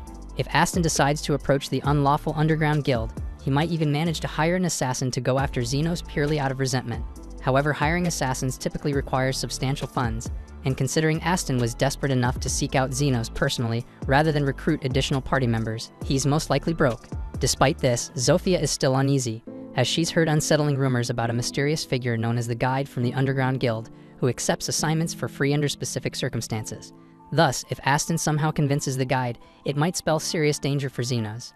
Sometime later, Xenos finds himself unable to sleep because of all the tension caused by encountering Aston again, prompting Carmilla to come downstairs to keep him company for some reason, since she's concerned about him. While she's there, Carmilla asks Xenos if it's actually true that he learned healing magic in the slums, prompting Xenos to explain that he initially tried resurrecting a corpse, after which healing magic simply came to him naturally. Carmilla remarks that resurrection magic is forbidden, but in Xenos' defense, he genuinely had no damn idea about the ban when he first experimented with it. On the topic of forbidden magic, Carmilla remembers something resembling artificial life from her own lifetime. It occurred during the Demon Lord's reign, and he frequently waged war using golems animated by forbidden spells. Right at that moment, Xenos hears chaos erupting outside, so Carmilla volunteers to investigate, and to her shock, she witnesses a significant portion of the slums engulfed in flames as a rampaging golem wreaks havoc. Turns out Aston really was that vindictive because he actually tried to get Xenos killed. But the problem was that Aston was dead broke and couldn't afford a legit assassin, so someone steered him toward the Guide. The Guide said he'd maybe consider doing it for nothing, but only after hearing the full situation to judge if it was even worth his attention. Aston laid everything out, ranting in detail about what happened, and the Guide couldn't stop laughing. Aston was a pathetic, self-centered clown, and the whole thing was just sad. But still, the idea of targeting Xenos sounded like fun, and it gave the Guide a perfect excuse to test out one of his newest little creations. Back in the present, Xenos and Carmilla had just made it into the town, and up close, the scene looked way worse than they expected. Buildings were trashed, streets torn apart. Then not long after, Linga, Lou, and Zofia showed up, asking Xenos for help because the golem had seriously injured a lot of their people. Xenos asked if they had any clue where it came from, but they were just as lost. The only thing they'd seen was the golem coming from the far end of the slums, but that didn't explain anything. Hearing that made Xenos uneasy. If the creatures were coming from deep in the slums, the Underground Guild might have a hand in this mess. but now wasn't the time to speculate. So he turned to the others and told them to start gathering all the wounded in one place so he could begin healing. And once he was done with that, he swore he'd make whoever caused this disaster pay for it. Meanwhile, the guide was observing the devastation from a comfortable distance, feeling quite pleased with the golem's capabilities, though he noted its speed left something to be desired. Still, for a first test run, it was more than capable of carrying out the mission. He didn't know much about Xenos yet, but he was itching to see how the guy would react once his friends started dropping one after another right in front of him. Back inside the city, Linga, Lu, and Zofia rounded up their forces, ordering them to locate all survivors and bring them straight to Xenos. Once they had everyone accounted for, Xenos got ready to cast, but before he did, he warned Carmilla to step back to avoid being affected by the casting. He then fired off high heal across the entire zone, and within moments, people who were on the brink of death were back on their feet, and Xenos told them to evacuate the area as fast as they could. He then moved around personally, healing anyone who hadn't been caught in the main cast range. And yeah, he was pissed. Not only had he been dragged out of bed in the middle of the night, but he also had to heal literal crowds of injured people, and there wasn't even a guarantee he was getting paid for this crap. But one thing was certain, that whoever controlled that golem was going to answer for this. But so far, they still had no clue who was behind it or why the attack was even carried out. Back with the guide, and he's honestly shocked that Xenos managed to save every single injured person, because he was almost certain that at least a handful would die in the chaos. Just by watching, it was obvious that Xenos was a top-tier healer, but even with all that power, unless he shuts down the golem, the destruction's just going to keep piling up. Xenos had just wrapped up healing the wounded, and with the area finally cleared out, the golem was still out there wrecking everything in sight. Xenos looked at Carmilla and asked if there was even a small chance the thing would get bored and wander off, but she shot that down immediately. Golems are built to follow commands until the task is finished, and based on what they'd seen, this one had been told to tear the slums apart. It wasn't going to stop until everything was gone. What made it even worse was the fact that high-grade mana stones, the kind needed to make golem cores, were supposed to have been completely wiped out during the Great War. So by all logic, nobody should have access to something that rare anymore. Xenos had really been hoping to catch a break, but clearly that wasn't happening. He couldn't just stand around and let this thing keep trashing the place, so he'd have to take care of it now before the damage got any worse. Then the trio from Totally Spies stepped forward and offered to join him in the fight. But Xenos asked if they were sure, because he couldn't promise he'd be able to heal them mid-battle if things went sideways. They understood the risks, but they weren't backing down. This was their home too, and they weren't about to watch it get flattened. Xenos was glad to have them on board, but they couldn't charge in without a plan, so he turned to Carmilla and asked if she knew how to bring a golem down. She told him that unless they destroyed the mana stone powering the core, the damn thing would just keep getting back up no matter how much damage it took. That was bad news for Xenos, because he'd been hoping to sell the golem core later and make a little extra cash. But there was no other option, so he gave the order. Hit the thing with everything they had, and he'd handle the support, so the girls didn't waste a second and rushed in. As they advanced, Xenos buffed them with an agility spell to boost their movement speed, and right before they engaged, he followed up with a strength enchantment, and that gave them just enough raw power to blow out one of the golem's legs completely.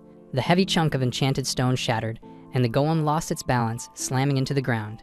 But the wind didn't last, because the moment it hit the dirt, its core lit up, and before anyone could even take a breath, the golem started regenerating again. The golem then backhands Linga so hard that she gets launched straight through 3 buildings before crashing to a stop.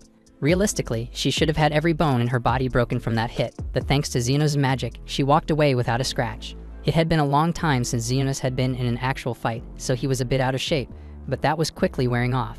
He just had to remember 2 things. First, if he strayed too far from the group, his enhancement spells wouldn't reach them. Second, since healing, speed, and power buffs each had a different cast sequence, he couldn't activate them all together, so he'd need to rotate them in real time based on the flow of combat. After a few minutes, Xenos picked up on the fact that the golem didn't regenerate instantly. If they hit it hard enough all at once, it would stay down, at least for a bit. He then shouted for the girls to break both its legs, and once they did, the thing started toppling over again, but just as it was falling, something went wrong. Zofia suddenly yelled that there was a kid trapped inside one of the nearby houses, and the golem was going to crush her. Xenos tried to reach her, but she was too far.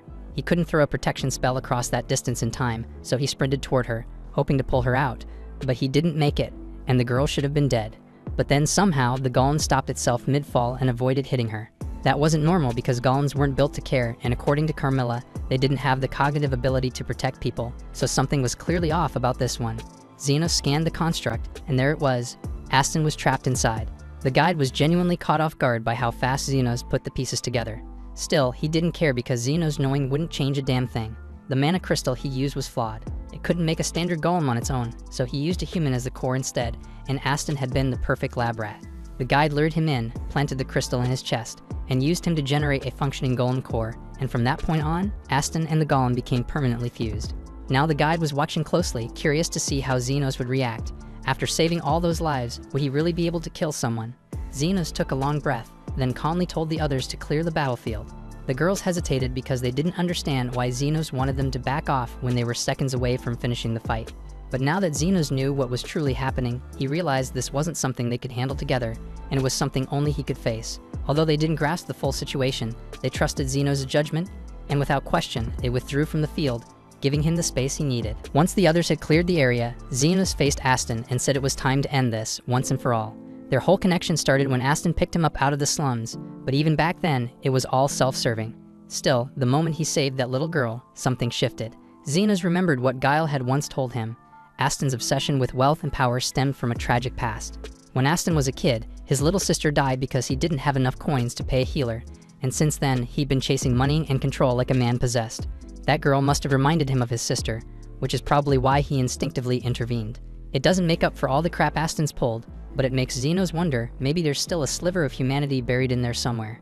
But right now, Aston was out of his damn mind, and Xenos didn't have time to figure out if he could be saved, so he pulled out his scalpel. Aston then tried to crush him on the spot, but Xenos dodged and morphed the scalpel into a blade, slicing clean through both of Aston's arms. He then leaped into the air and tore open the golem's chest, exposing Aston's real body. He hated doing this, but he had to make sure Aston couldn't cause any more chaos, so he slashed him across the torso. The guide watched in silence, genuinely surprised that Xenos had gone through with it so decisively. But then again, based on what he'd heard, Aston had treated Xenos like crap for years, so maybe this was personal or even revenge. But that wasn't it, because what Xenos was actually doing was way more precise. He was targeting only the parts of Aston that were fused to the mana core. He was surgically severing them, not killing. And once those parts were cut, Xenos moved in and started healing Aston's body. The guide was stunned because pulling off something like this took ridiculous precision and focus. And the guy had just healed a whole damn city not 10 minutes ago. Xenos himself didn't even care that much if Aston lived or died. He wouldn't lose sleep either way. But somebody had to pay for the destruction, and he knew damn well Aston was too broke to pay for the damages himself. So he refused to let him die, not until he spilled the name of the person who created the golem. And even if Aston was piece of shit, Xenos couldn't ignore the fact that if he hadn't received that severance coin, he never would have been able to save Lily, and his clinic wouldn't exist today. And more importantly, Xenos had made an oath to save as many lives as he could, and that oath extended even to Aston. Xenos then raised his blade one last time and brought it down on the mana crystal, shattering it completely and freeing Aston from the golem once and for all. Things finally calmed down after all the chaos, and once Aston came to, the full weight of everything hit him. For the first time, he really understood how insane Xenos' abilities were. While trapped inside the golem, Aston had stayed partially conscious, just enough to witness Xenos coordinating the leaders mid-fight like some kind of battlefield tactician. That's when it hit him. Xenos must have been doing the same damn thing back when he was part of Aston's old party. Getting turned into a puppet and used like trash made Aston realize just how much of an asshole he'd been all along. He knew no apology in the world could erase the crap he pulled, but still he had to try. Xenos, however, wasn't having it. He couldn't stand watching Aston stutter out half-baked regrets. He told him to lift his head, not because he forgave him, but because he wanted to land one clean hit before heading home. He'd been dying to clock Aston in the face for years now, and knocking out a half-conscious guy just wouldn't have felt satisfying. But that he was awake, though there was nothing stopping him. So Xenos quietly cast a 10x strength buff, stepped forward slowly like a man walking toward destiny, and unleashed the most cathartic punch of his entire life. Aston went down cold, and a few hours later, Aston woke up with a pounding headache and Krishna standing over him. She calmly informed him that she'd already bumped into Xenos earlier, so she had a pretty good idea of how everything went down. Then she added that he was damn lucky no one died, or he'd be staring down murder charges right now. That said, she was still placing him under arrest for a whole list of things: property damage, assault, and somehow, public indecency, because apparently Xenos' punch had knocked every last piece of clothing clean off his body. And she also mentioned that Xenos left a few parting words for him. The first message: Xenos had taken Aston's sword while he was unconscious. It was a well-crafted blade, and selling it should be enough to cover all the damages he caused. Then Krishna told him there was one more message and instructed Aston to look at his hand, and when he opened it, he saw a single gold coin, Xenos' idea of severance pay. So that was it, and with that coin, Xenos never wanted to see or hear from him ever again. Aston sat there, eyes to the ground, feeling completely gutted. He knew damn well he deserved it, but now he really had nothing left. Then we see that after everything that went down, Xenos could barely stand. His legs were jelly, and he was clearly running on fumes. The others offered to carry him home, but he insisted they didn't have to. He figured they were just as wiped as he was. Still, the girls didn't listen. After all the times Xenos had carried them, literally and figuratively, it was their turn to return the favor. Meanwhile, back at the clinic, Carmilla had already filled Lily in on everything that had happened. So when Xenos finally arrived home, Lily greeted him warmly and asked if he'd like a cup of warm tea. Then Krishna comes in and says that she threw everything she's got into tracking down whoever was responsible for the Golem incident, but she's hit a dead end. The only lead she's managed to uncover is that he is someone known as the Guide, and from what she's gathered, the guy's so unreachable. She tried retracing Aston's steps to the spot where they supposedly met, but when she arrived, the whole area had already been wiped clean like it never even existed. Zofia also tried asking around the underground guilds, and from what little she picked up, the Guide has only recently started making appearances there. Besides that, nobody has a clue who he is, so interrogating the locals won't get them anywhere. Krishna says she's classifying the Guide as a high-priority threat, but judging by how carefully he covered his tracks, she doubts he'll be showing his face again anytime soon. That said, Zofia isn't buying it because people like him don't just vanish unless they've got something massive cooking behind the scenes, and if that's true, they'd better be ready for whatever hell he's planning to unleash next. Krishna tells her to quit jumping to conclusions since they don't have solid evidence that the guy will come back, but Zofia fires right back, pointing out that Krishna was doing the exact same thing a minute ago. Xenos sighs and tells both of them to chill before they start another argument, then asks Krishna why she's sitting way over at the opposite end of the room from everyone else, because trying to hold a conversation like this is a nightmare. Krishna says that while she appreciates Zofia's help during the Golem incident, she can't be seen casually hanging out with demi-humans like this, not while she's still a royal knight. Xenos can already tell this is about to spiral, and he wants none of it, so he shoves the whole group out the door and tells them not to come back today unless they're bleeding. Once everyone's gone, Xenos drops into his seat and tries to unwind, but then Lily shyly walks over and says she's got an idea. She knows he must be wiped out after burning so much mana during the Golem fight, and she's just about to suggest going to a hot spring together when suddenly Zofia barges back in and beats her to it, loudly inviting Xenos to join her for a hot spring trip to cool off. Xenos figures it might be a nice way to switch things up from his usual schedule, so he agrees, and Zofia leaves with a big grin on her face, and Lily is left speechless. Not long after that, Linga shows up. She glances around quickly to make sure the coast is clear, then leans in and asks Xenos if he wants to go hit up the hot spring with her. Xenos is still very much down for the hot spring idea, but he can't really say yes because Zofia already asked him first, but before he can even explain, Linga just smiles and says she'll catch him there, then heads out. Moments after that, Lo arrives and Xenos doesn't even need her to speak because he already knows exactly what she's about to say. Sure enough, she came to ask him to go to the hot spring too, and when Xenos reacts like he saw it coming, Lo takes it as confirmation and cheerfully says she'll see him there. Then a little while after that, the exact same damn thing happens with Krishna. By this point, Xenos is seriously starting to wonder what the hell is going on, and why everyone is suddenly acting like the hot spring is some kind of romantic battlefield. That's when he remembers Lily was about to ask something earlier before the others barged in. But now she just stands there quietly, clearly embarrassed, and Xenos doesn't push it. She doesn't say a word, but it's obvious she was going to invite him too. Meanwhile, Carmilla heard everything from the other room. She's cracking up, watching Lily lose her shot after working up all that courage. Xenos of course has no clue what she's laughing about. Still, Carmilla figures things are bound to get fun over at the hot spring, and she's not about to miss out. It's been a long time since she got to relax at one anyway, so she announces she's coming too. Some time later, Xenos is finally chilling in the bath when Zofia struts in. He immediately tells her she's in the wrong spot and this is the men's side, but Zofia waves him off and says it's fine. She hung a fake out of order sign outside, so they shouldn't be interrupted. Zofia came in ready to seduce him, no shame about it. But instead of going full force, she decides to play it casual and strike up some small talk while they sit in the water. She mentions how people keep saying she's different ever since she met Xenos, and he admits it's true, she's way less hostile than she used to be. Still, that doesn't change the fact that she's way too close for comfort right now.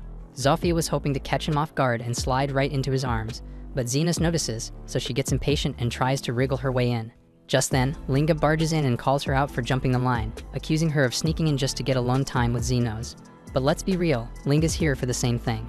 She fakes being lightheaded and starts stumbling towards Xenos like she's about to pass out right into his arms.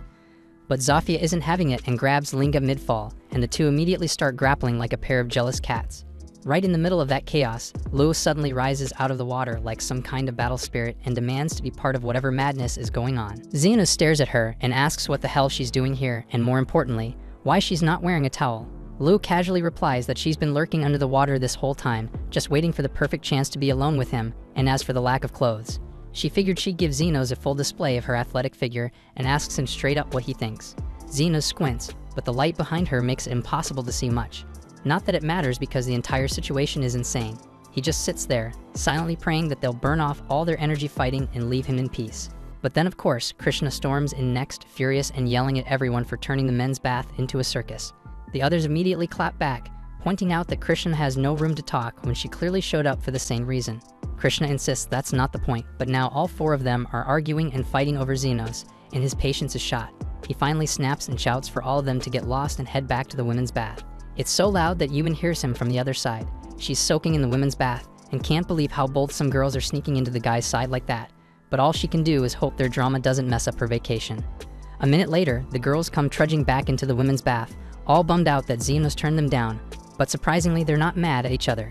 They actually seem to be bonding. Yumin is genuinely taken aback because it's not every day you see a human, a werewolf, an ogre, and a lizard girl all chilling together like old friends. Later that evening, after everyone's had their fill of steam, they all head out to enjoy a big post-bath meal together. Krishna is still trying to act like she's not part of this mess, pretending she's not friends with anyone, but even she can't resist sneaking glances at the fun and laughing under her breath. Not long after, Xenos tucks Lily in for the night and steps out onto the balcony, where Carmilla is waiting. She asks if he's finally starting to enjoy the trip, and Xenos admits the dinner was nice. Well, it was nice until people started getting hammered and fighting over who got to sit in his lap. Carmilla cracks up and tells him to savor the calm while he can, because things are bound to get chaotic again soon. Xenos tells her to quit tempting fate and jinxing him, but Carmilla just shrugs because a Wraith's gut feeling rarely misses. That reminds Xenos that he's pretty sure Wraiths can't hang around under the sun for long, so how the hell did Carmilla even get here? She smirks and points at a staff resting against the wall. Apparently, she just possessed that thing and asked Lily to bring it along. Wraiths can only inhabit items they were connected to in life, so Xenos naturally asks what she was doing before she died. But Carmilla still doesn't like opening up about her past. She changes the subject, picks up a bottle, and offers to pour him a drink instead. The next day, a loud blast goes off in the kitchen, and Yumin immediately rushes over to see what's going on. One of the innkeepers is sprawled out on the ground. Apparently he was cooking breakfast when the magic firestones inside the stove erupted, and he took the full hit. His arm's in rough shape, burned up pretty badly. Yumin steps in right away, saying she's a healer and will do what she can. She manages to stabilize him, but even she admits she's nowhere near good enough to fix the damage completely. His arm's likely beyond saving, and she insists he needs to be taken to the nearest royal hospital as fast as possible, though even then he probably won't regain full use of it. Right then, Xenos shows up to check what the fuss is about. Yumin calls out to him, asking for a little assistance moving the injured man to hospital. But from where Xenos is standing, the guy's condition isn't actually that serious. He figures it's not worth the trip to the hospital and casually starts walking away. Before leaving though, and as a small gesture of thanks for the hospitality during their stay at the springs, Xenos quietly heals the man, no charge, no fuss, just like that. He walks off with Lily, and from Yumin's point of view, it looks like he completely ignored the man and just dipped without helping. She's about to call him out for it, until she glances down and sees the man's injuries are totally gone. For a split second, she wonders if maybe her own healing did more than she thought. But no, she knows better. Her skill level isn't anywhere near high enough to pull something like that off. Only top-tier magic users, saints, or legendary healers can perform that kind of miracle, and that's when it clicks. Xenos has to be a light-level healer. She immediately heads back to report this to her superior, and Renardo is floored to hear there's a healer of that caliber just wandering around unnoticed. If what Yumin says is true, the kingdom would definitely want someone like that working for them. But tracking him down will be tricky, since Yumin barely remembers any details, just that he had black hair. Renardo shrugs it off at first, figuring that if Xenos healed someone without asking for a single coin, then he's probably a decent guy, so there's no need to worry too much about him. That is, until Yumin casually mentions that Xenos was also wearing a black overcoat, so that changes everything. Renardo suddenly reconsiders and decides it is worth trying to find this guy after all. Yumin's cool with the idea, but asks how he plans to pull it off, so he takes a moment to think it through. If Xenos has no official registry or license, that must mean he's unregistered and probably working somewhere deep within the slums. Which works just fine, because Renardo already has the perfect plan to smoke him out. Later that afternoon, Zahn barges into Xenos' clinic, dragging a half-conscious Renardo behind him and frantically asks for help. He doesn't know who this guy is, but he suddenly started coughing up blood and collapsed, so Zahn brought him straight here. Xenos quickly warns everyone to keep their distance, just in case it's contagious, and begins a quick diagnostic scan. What he sees isn't pretty because the man's lungs are wrecked, and it reminds Xenos of the symptoms seen in red lung syndrome, so he tells Lily to back off just to be safe. That disease wiped out tons of people back in the day, and it spread fast, but it was supposed to be extinct after the cure was created, so Xenos has no clue how this guy caught it. Suddenly, Renardo sits up, completely alert, and casually compliments Xenos on how fast he nailed the diagnosis. He introduces himself as a senior healer from the Royal Hospital, although he admits he's not exactly known for his healing magic skills. Right then, Yumin rushes into the room, panicking, and starts scolding Bernardo for doing something as reckless as faking a deadly illness just to meet Xenos. But Bernardo insists he had no other option if he wanted to see him face to face, and besides, the fake illness is starting to seriously suck. He pulls out a vial from his coat and downs the contents, explaining that it's an antidote. He had taken a self-engineered drug earlier that mimicked the symptoms of red lung, knowing it would prompt the locals to bring him straight to Xeno's door, but it's fine now because he's already neutralized the effects. Xenos asks why he even has something like that, and Bernardo says he made it years ago when he was experimenting with red lung strains during the vaccine trials. Hearing this, Xenos immediately realizes that who he's talking to is the doctor responsible for developing the red lung cure, the same one who earned the elite healer title for saving thousands. That aside, Bernardo explains the real reason he wanted to find Xenos was because the way he was described, especially the black coat, because it's reminded him of someone he once knew. He asks where Xenos got it, and Xenos tells him it belonged to his teacher, though he doesn't know where his teacher is now. Moving forward, Bernardo says he's here to offer Xenos a spot working at the Royal Hospital. There's a tricky situation developing, and he could really use someone with Xenos' level of expertise. But then the girls show up, clearly having heard there was some sketchy stranger bothering him, and they're ready to throw hands if needed. Bernardo calmly reassures them that he didn't come here to drag Xenos off against his will. He just wants to extend an offer, plain and simple, and Xenos seems fine with the idea. Zofia gives him a look and asks if he's really going through with it, but Xenos nods and says it's the right move. Now that the Royal Hospital knows about his little underground clinic, it's better to have someone like Bernardo on his side. Plus, when red lung was still spreading, Bernardo personally made sure to deliver free doses of the vaccine to the slums, and that act makes him a good person, so Xenos sees him as someone worth trusting. The next day, as part of the arrangement, Xenos joins Bernardo and Yumin on a trip to the Royal Hospital, and he's honestly taken aback by how massive the Royal Hospital is. After winding through the halls, they arrive at Bernardo's office, and once Xenos gets comfortable, Bernardo wastes no time and starts explaining the job he's got lined up for him. Apparently, there's been a recent wave of disappearances, and he wants Xenos to look into it. Xenos doesn't have a problem taking the job, but he points out that reconnaissance isn't really his strong suit, so he asks Bernardo if he's sure he wants someone like him handling this kind of work. Bernardo explains that, as a newly appointed member of the Royal Hospital, Xenos will have access to several specialized programs, so gathering intel should be relatively easy. Still, Xenos is worried that if he attracts too much attention, someone might eventually uncover his identity. Bernardo tells him not to stress about it because he's already built a backstory for Xenos. From now on, if anyone asks, Xenos has just returned from studying abroad.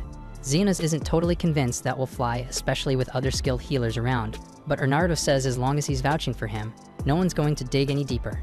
After that, Yumin escorts Xenos to the hospital dorms where he'll be staying for the next few weeks, and to his surprise, he finds Lily already waiting for him. He immediately asks what she's doing here, and Yumin explains that Bernardo signed off on the paperwork to let Lily move in. According to hospital policy, healers are allowed to live with family members or spouses, so Lily teases that this makes her Xenos' wife now. But in truth, Yumin just listed her as Xenos' younger sister. She's the one who pushed for Lily to come here in the first place, since she figured Xenos would be more comfortable having someone familiar nearby. And honestly, he was nervous about leaving Lily behind, so he appreciates the gesture. Then, Yumin steps out to give Xenos time to settle in, but right after she leaves, Carmilla appears as well. Xenos understands why Lily's here, but he can't for the life of him figure out why Carmilla would come all the way to the capital. Not that she has much of a reason, she just enjoys messing with Xenos, since crazy things tend to happen whenever he's around. Xenos points out that with all the healers in this building, she's risking getting exorcised if anyone spots her.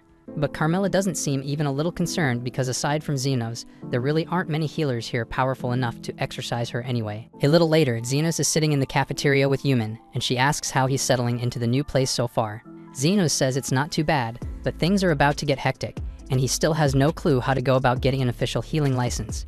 Yumin says she can walk him through the process since she knows how it works. First, you have to pass a healer aptitude test. If you do, you get accepted into the Royal Healing Academy. From there, it's years of brutal studying, and if you survive that shit, you can take the final exam to earn your healer license. That sounds like a nightmare, so Xenos can't believe there are people actually willing to go through all that, but Yumin says that's just the beginning. Once you're licensed, you'll need to take another round of exams if you want to become an adventurer or work under military contracts. There are even more requirements if you want to move up through the healer ranks. Most folks in this facility are here to do research or level up their academic standing, but all of it just sounds like way too much for Xenos. He cuts her off and asks her to just skip to the part about the missing people. Yumin explains that one of the people who vanished was named Alfred, and he was a top-level healer and a researcher. The guy was known for being gentle and brilliant when it came to medicine, and even Bernardo told her that Alfred played a big role in developing the cure for the red lung disease. Xenos thinks Alfred sounds like someone worth saving, but he still doesn't know much about the situation, so he asks if there are any leads. Right then, the cafeteria doors swing open and Goldrin walks in. Xenos asks who that guy is, and Yuman tells him that's the vice director of the Royal Hospital, also a Class 7 advanced healer. Xenos has no idea what Class 7 means, so Yuman breaks it down. Healers are ranked in 3 tiers: beginner, advanced, and elite, and each tier has 7 levels, so a level 7 advanced healer is the highest point you can reach before hitting elite status. In short, Goldrin's a big deal around here, and apparently, he's aiming to become the hospital's next director. The current director is barely around anymore because he's ancient, so Goldrin basically runs the place now. But under his leadership, things have shifted a lot, but not necessarily for the better. According to Yuman, the wealthy get VIP treatment whenever they fall ill, while the poor are lucky to leave with an ice pack and a cheap sticker. Goldrin doesn't even bother improving his healing abilities anymore, and word going around is that he bought his way up to level 7.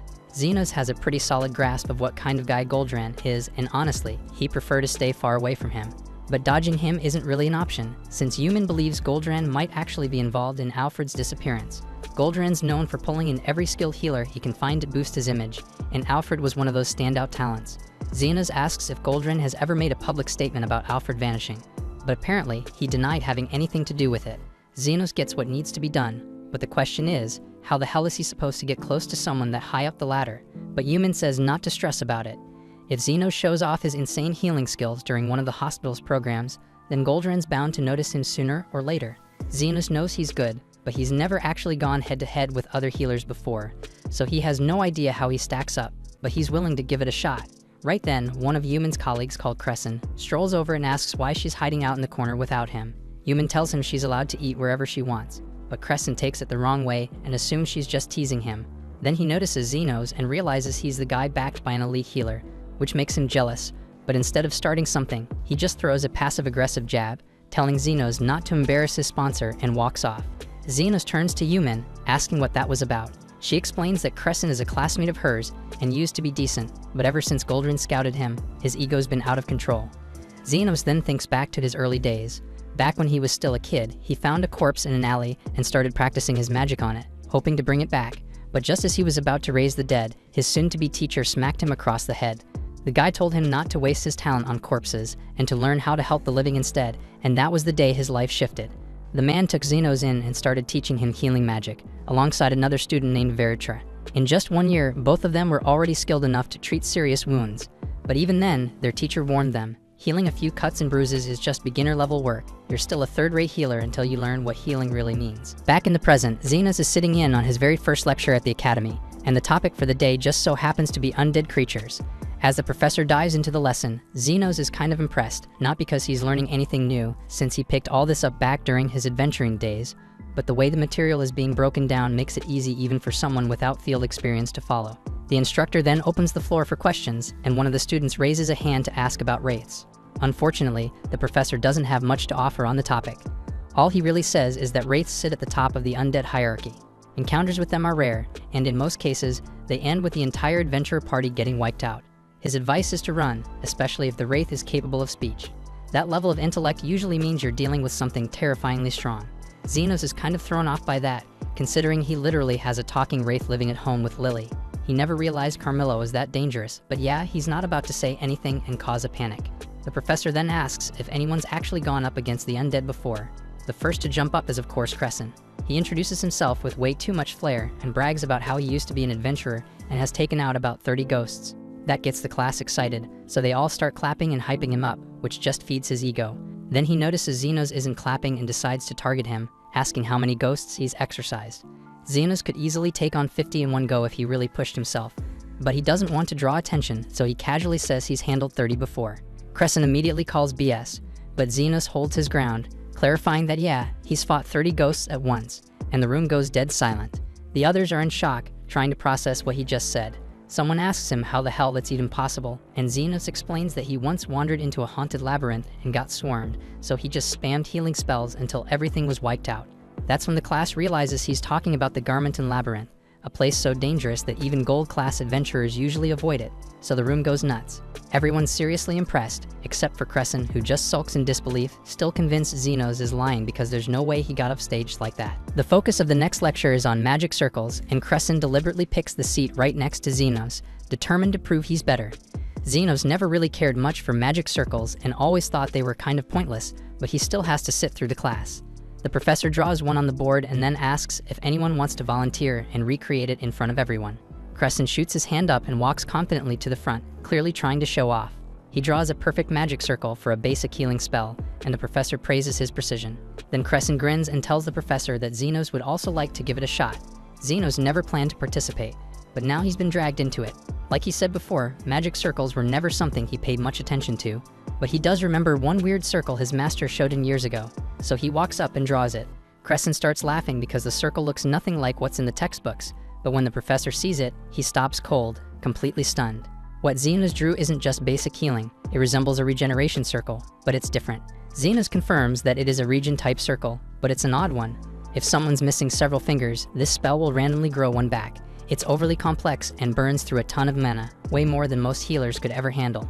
But Xenos activates it with ease, even admitting it's kind of useless to him since he can grow fingers back faster with his own methods.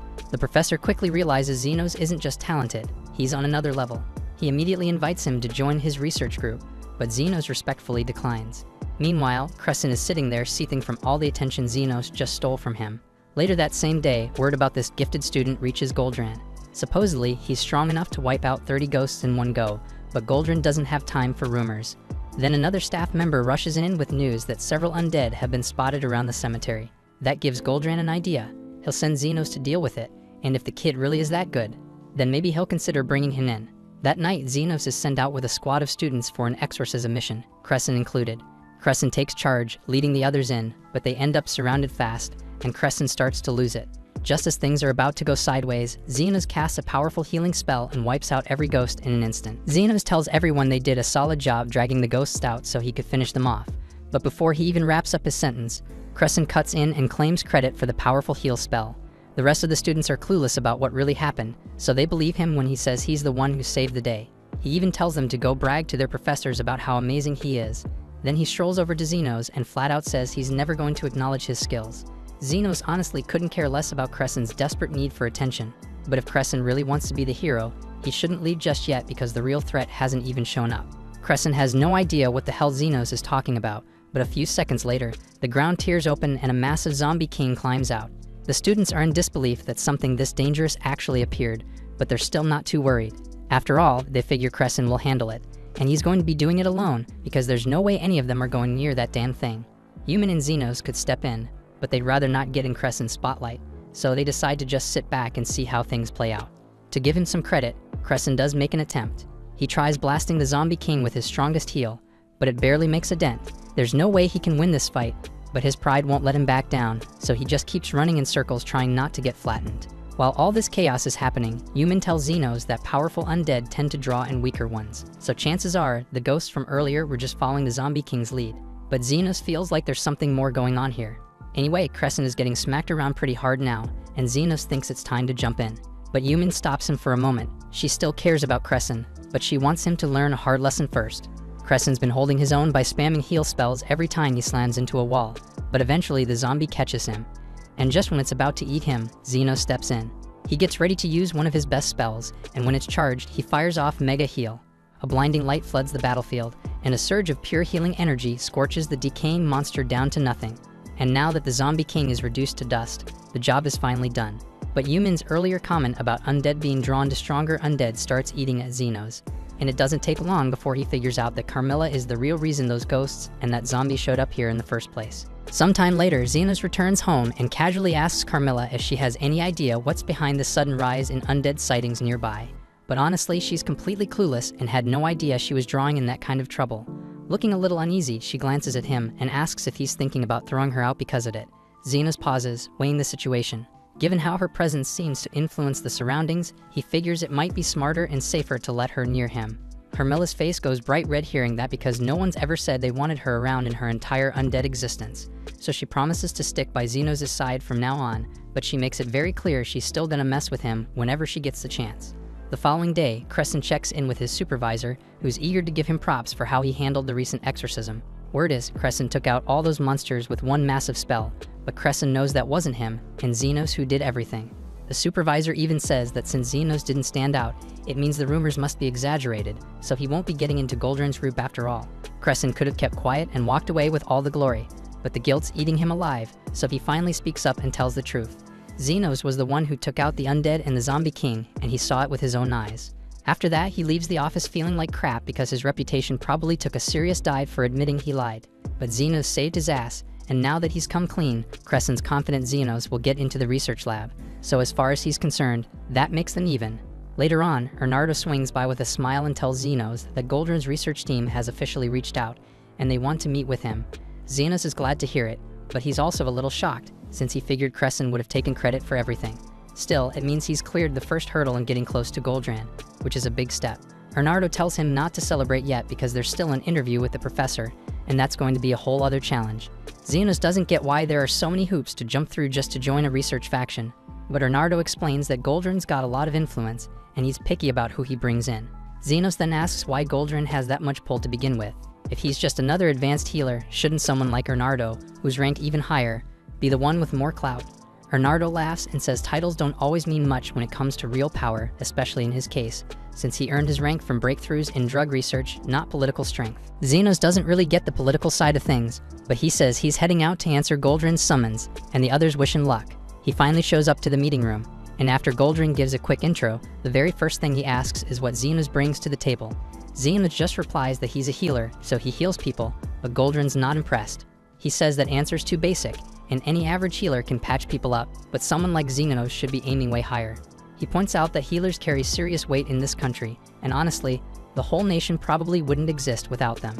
Still, it's the elites who get to benefit the most from all that work. That's exactly why Goldrin's goal is to break into the upper ranks, not because he wants to make the world better, but because he wants to cash in on the same system. He believes a person's worth is tied to how useful they are, and he's not interested in wasting time on people with nothing to offer. Once he's done laying out his twisted philosophy, he tells Xenos to recreate the same magic circle he showed off in class so he can evaluate him properly. Xenos has no idea how this helps, but he goes along with it anyway. When Goldrin examines the circle, he stands up and says that starting from tomorrow Xenos is officially part of his lab.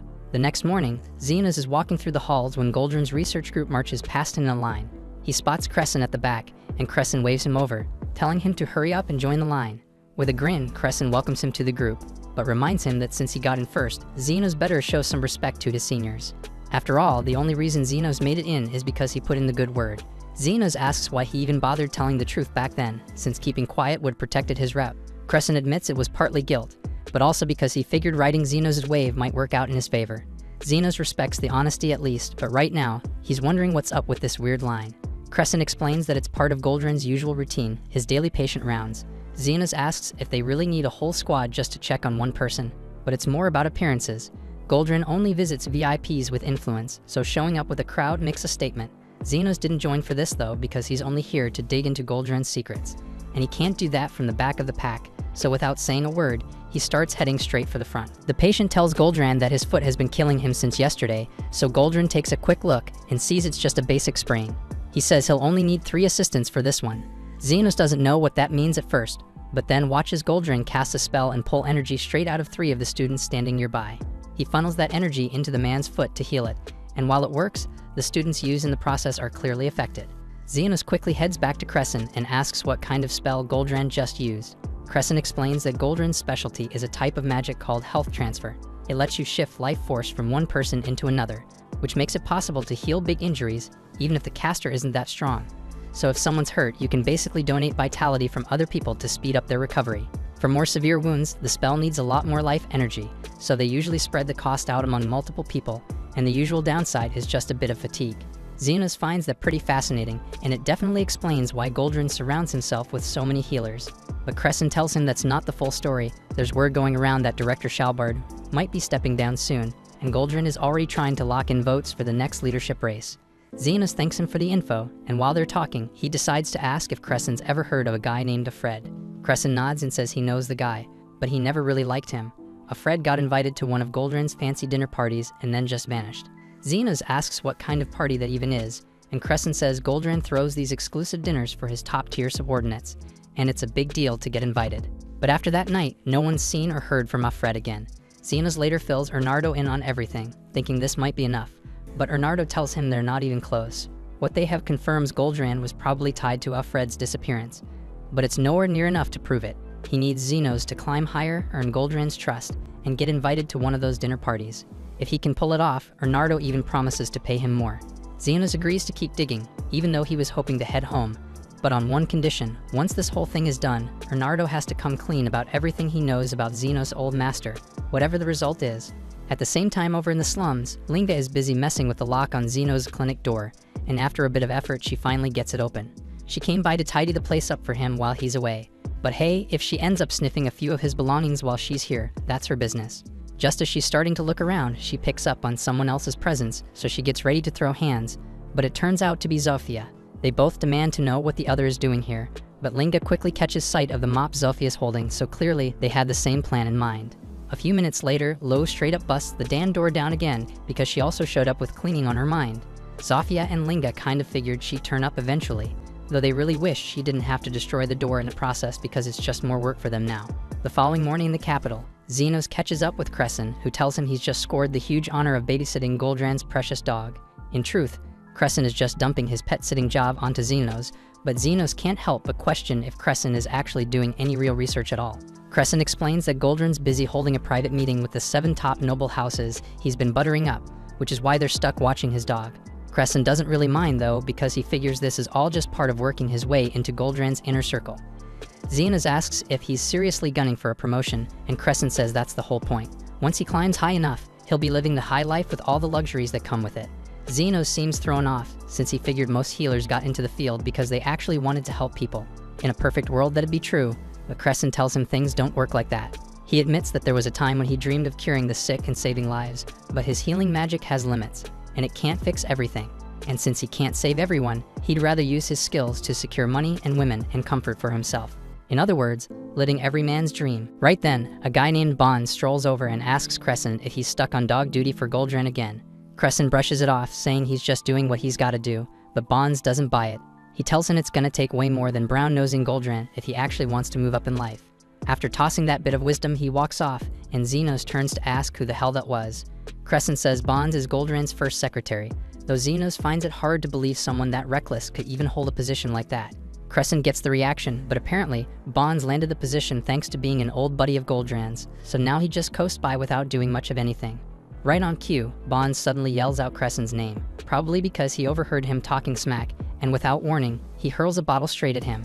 Lucky for Crescent, Bonds is too drunk to hit the broadside of a barn, so the bottle completely misses him, but it crashes right next to Goldran's dog and spooks her so bad she bolts. Crescent panics because if he loses Madam Milk, he might as well start digging his own grave, and Goldran would absolutely murder him.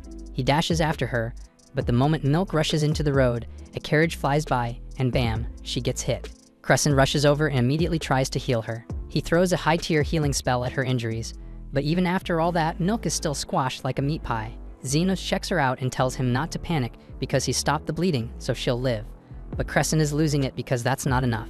Even if she survives, she's going to have scars, and the only reason Goldran loves this dog is because of how perfectly fluffy and flawless she is. So if he sees her like this, Crescent's finished. Xenos doesn't want the guy to get screwed over, so he raises his hand and starts working his own healing magic on Milk. Crescent tries to stop him, saying it's a waste of time. Sure, Xenos has insane power because he did wipe out a zombie king after all, but this kind of healing takes serious skill, and regenerating skin without leaving a mark is something only top-level healers can do. But while Crescent's busy running his mouth, Xenos has already finished. Milk's totally fine, no bruises, no cuts. Hell, even her ribs are as good as new. She's basically perfect again, like nothing ever happened. And Xenos just tells him she should still take it easy for the rest of the day. A while later, Xenos heads back home and finds Yumin already there waiting for him. He asks if something's up, and she says she just wanted to see if he'd take a walk with her. Xenos didn't expect that, but he agrees, and once they're out in the woods, he asks if there's something on her mind. She turns toward him and says she wants to apologize because if she wasn't so useless, maybe she could have caught Goldran's eye, and then Xenos wouldn't be stuck in this mess. Xenos tells her she doesn't owe him any apology, since Bernardo's already compensating him, and honestly, if it wasn't for this whole setup, he wouldn't have even gotten through the gates of the Royal Hospital, let alone gotten a shot at digging into his master's past. There's a lot for him to gain, so he makes it clear she shouldn't blame herself for any of this. Yumin's relieved to hear that, but since he brought it up, She realizes she doesn't know much about this master he always talks about, so she asks what kind of guy he was. Xenos says he's not totally sure because his master was kinda sketchy, to be fair. But the man did teach him to read and write, and shared a ton about magic in the world, so honestly, Xenos owes the guy everything. Human says that sounds a lot like her and Bernardo because when she first started out as a healer, he took her under his wing and passed down all kinds of research knowledge. That said, Bernardo's obsession with his work got so out of hand that his girlfriend ended up leaving him, and ever since, Human's been the one looking after him. That definitely raises a red flag, so Xenos asks what her relationship with Bernardo actually is, and she tells him Bernardo is her uncle, which explains why they're so close. Not long after, Xenos and Human are heading back toward the Royal Hospital campus when Crescent suddenly bolts over to them. He drops to his knees, practically pleading with Xenos for help. And judging from the look on Crescent's face, whatever he's gotten himself into isn't just minor, it's damn serious. The scene then shifts to Goldran returning to his office after having dinner with Lord Fennel. His second assistant welcomes him back, but immediately notices the annoyed look on his face, prompting him to ask if something went wrong during the meeting. Goldran says it wasn't anything serious, but during their conversation, Lord Fennel brought up that his daughter has recently broken out in an unusual rash on her face, and he wanted to know if Goldran might be able to help with it. Goldran takes a moment to think it over and figures it's probably a case of odd face disease. It's not dangerous or anything, and it usually clears up on its own. But if Fennel's daughter wants fast results, Goldran would have to surgically remove the affected skin. The problem is, that kind of operation would leave a large scar, and there's no way someone like her would be okay with that. Goldran then noted that there's another way. He could regenerate the skin using healing transfer magic with enough healthy donors, but the girl is apparently so ashamed of how she looks that she doesn't even let people see her face. At best, Goldran might be able to bring in 1 or 2 assistants to help, but that's likely all she'll allow. The whole thing is clearly weighing on Lord Fennel, so Goldran decides to take his mind off it by visiting his beloved dog, Madame Milk. But while heading to her room, he walks past Bonds, who offhandedly jokes that Milk got hit by a carriage not too long ago. Goldran instantly blows up, assuming Bonds had something to do with it. But Bonds tells him to relax, because the dog sitter who was out with Milk used healing magic on her, so she's fine now.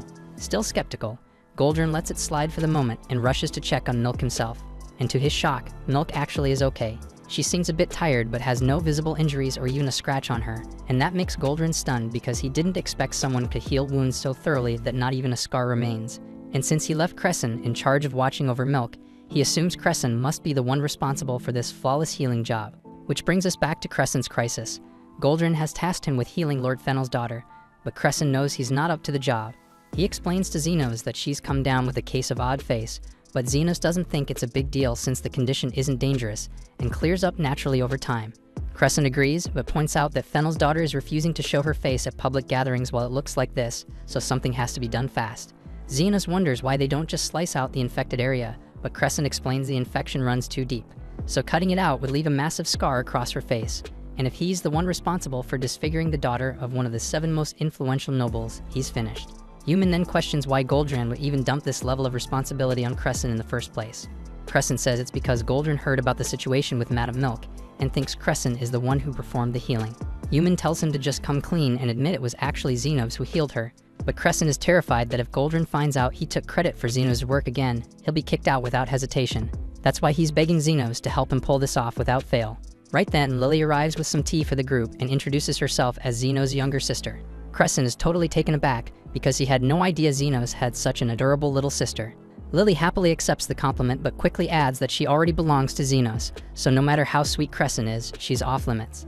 That's not at all what Crescent meant when he praised her, so he tells her that since he and Xenos are already pretty close, that practically makes him family, meaning she's his little sister too. But Xenos comments that he doesn't recall ever agreeing to that big brother relationship. The following day, Goldran brings Crescent to Lord Fennel's estate, and Crescent brings Xenos along with him. But as soon as Fennel greets them, he looks visibly distressed. He explains that there's been a complication. His daughter Charlotte is now refusing to allow any kind of procedure. Charlotte says she's terrified of ruining her looks and no longer wants to take any risk of being scarred. Still, Fennel is confident that Goldran can find a way to treat her without harming her appearance, and pleads with him to help persuade her. Goldran agrees to try convincing her, so they all head over to Charlotte's room to have a talk. Fennel goes first, reassuring his daughter that the surgery will go just fine and that she can believe him because he's always been honest with her. But Charlotte quickly brings up the time he promised to buy her a fox fur coat for her birthday and didn't follow through. That mess wasn't entirely Fennel's fault, but it's still a broken promise, and now there's not much else he can say to win her over. Next up, Goldran steps in and tells Charlotte that he's a doctor from the Royal Hospital and she has nothing to worry about because he'll handle the operation himself. But Charlotte isn't buying that shit because she's convinced someone might have paid him off to purposely mess up her face. While Fennel and Goldrin keep going back and forth trying to assure her that the whole thing is safe, Crescent starts drifting off into wild thoughts. He's imagining that if he's the one who fixes her face, maybe Charlotte will fall head over heels for him, and Xenos can't even be bothered to shoot that dream down. Crescent then asks Lord Fennel if he can say a few words to Charlotte, and once he gets the go-ahead, he introduces himself as one of Goldrin's aides. But before he can say anything else, Charlotte immediately shuts him down. She tells him his voice is irritating, and he's got no business talking to her. Since none of the others made any progress, Goldrin turns to Xenos and asks him to try instead. Xenos nods and walks up to her door, ready to give it a go. He calmly introduces himself as one of the assistants, and right as Charlotte's about to cut him off, Xenos jumps in first. He tells her he just wants a quick word about the operation. If she doesn't want to do it, that's fine. Honestly, who wouldn't be nervous about getting their face sliced open? And besides, the odd face thing isn't fatal. It just means she'll eventually be stuck with a big mole on the side of her face that makes her look like an old granny. That's all he came to say, so he turns around, ready to leave. But Charlotte calls out for him to stop. Turns out, the idea of looking like an old lady shook her up enough to change her mind. She agrees to let everyone come in and asks if what Xenos said was really true. Crescent tries to explain, but before he even gets a word out, she cuts him off again, telling him to shut his damn mouth because she still can't bear the thought of his toxic breath polluting the air. Goldrin chimes in and tells Charlotte that in past odd face cases, after about a month, the condition morphs into mole-like growths shaped like an old woman's face. That image terrifies Charlotte, so she desperately asks Goldrin if there's any way to stop that from happening. Goldrin explains that sadly, the only way to erase the mark is through surgery, but Charlotte still refuses because she's terrified it might not go well. Fennel gently reminds her that if they just sit around doing nothing, the mark will only keep spreading. That's why she needs to put her trust in Goldrin and let him handle it. She asks if he can give her his word that she won't be left with any scars, but Goldrin admits he can't make that kind of promise because actually he's not the one performing the actual operation. Hearing that, Charlotte bolts, yelling that she won't agree to anything unless someone can give her a 100% guarantee that it won't mess up her face. Sometime later, Xenos finds Charlotte out on the veranda attached to her room. She seems to love birds, since there's a whole group of them nearby. But Xenos quickly notices one of the birds looks injured. Charlotte tells him she found it in the garden not too long ago, and with how bad the injury looks, they'll probably never be able to fly again, just like her. With her face messed up, she can't show up at parties or go out dancing anymore, so pretty soon, no one will even remember her. Xenos calmly asks if she actually wants to get better. Charlotte shouts that of course she does, but she also refuses to end up with scars, so he should just stop bringing it up. What she doesn't notice is that while she's busy yelling, Xenos has already healed the bird's wing, and it's now flying around like nothing ever happened. Charlotte's stunned by how effortlessly Xenos fixed the bird, but Xenos tells her he can do the same for her. Whether someone's a noble, a commoner, or just a regular citizen, if they need help, he'll step in, because that's what being a healer means to him. Hearing this, Charlotte finally believes that Xenos actually knows what he's doing, so she chooses to trust him and agrees to the operation. Once Charlotte is sedated, Fennel steps out of the room and tells Goldrin to take care of everything. But Goldrin has no intention of lifting a finger himself because he's already dumped the whole procedure on Xenos and Crescent. That said, he fully plans to take all the glory, so he warns Crescent not to screw it up. Xenos can clearly see Crescent starting to freak out, so he tells him he'll handle the entire operation if needed. Crescent appreciates that, but asks if Xenos has ever done something like this before. Technically, Xenos has performed this kind of surgery, though it was years ago when he was still a damn kid. Still, that gives him way more experience than Crescent, and he's just about to step in as the lead surgeon when Goldrin walks up and insists Crescent do the job himself. So that means Xenos is stuck as the assistant. With shaky hands, Crescent picks up the scalpel and tries to get started, but he's trembling all over. He's studied this kind of surgery during his time at the hospital, so he sticks to the standard procedure, but Xenos tells him to hold on a second while he does a quick body scan. Crescent doesn't even know what that means, so Xenos explains that he just took a peek inside Charlotte's body and located every single wart root, so that way, Crescent doesn't have to cut at random. Thanks to Xenos' guidance, the operation is going smoothly, up until the last root.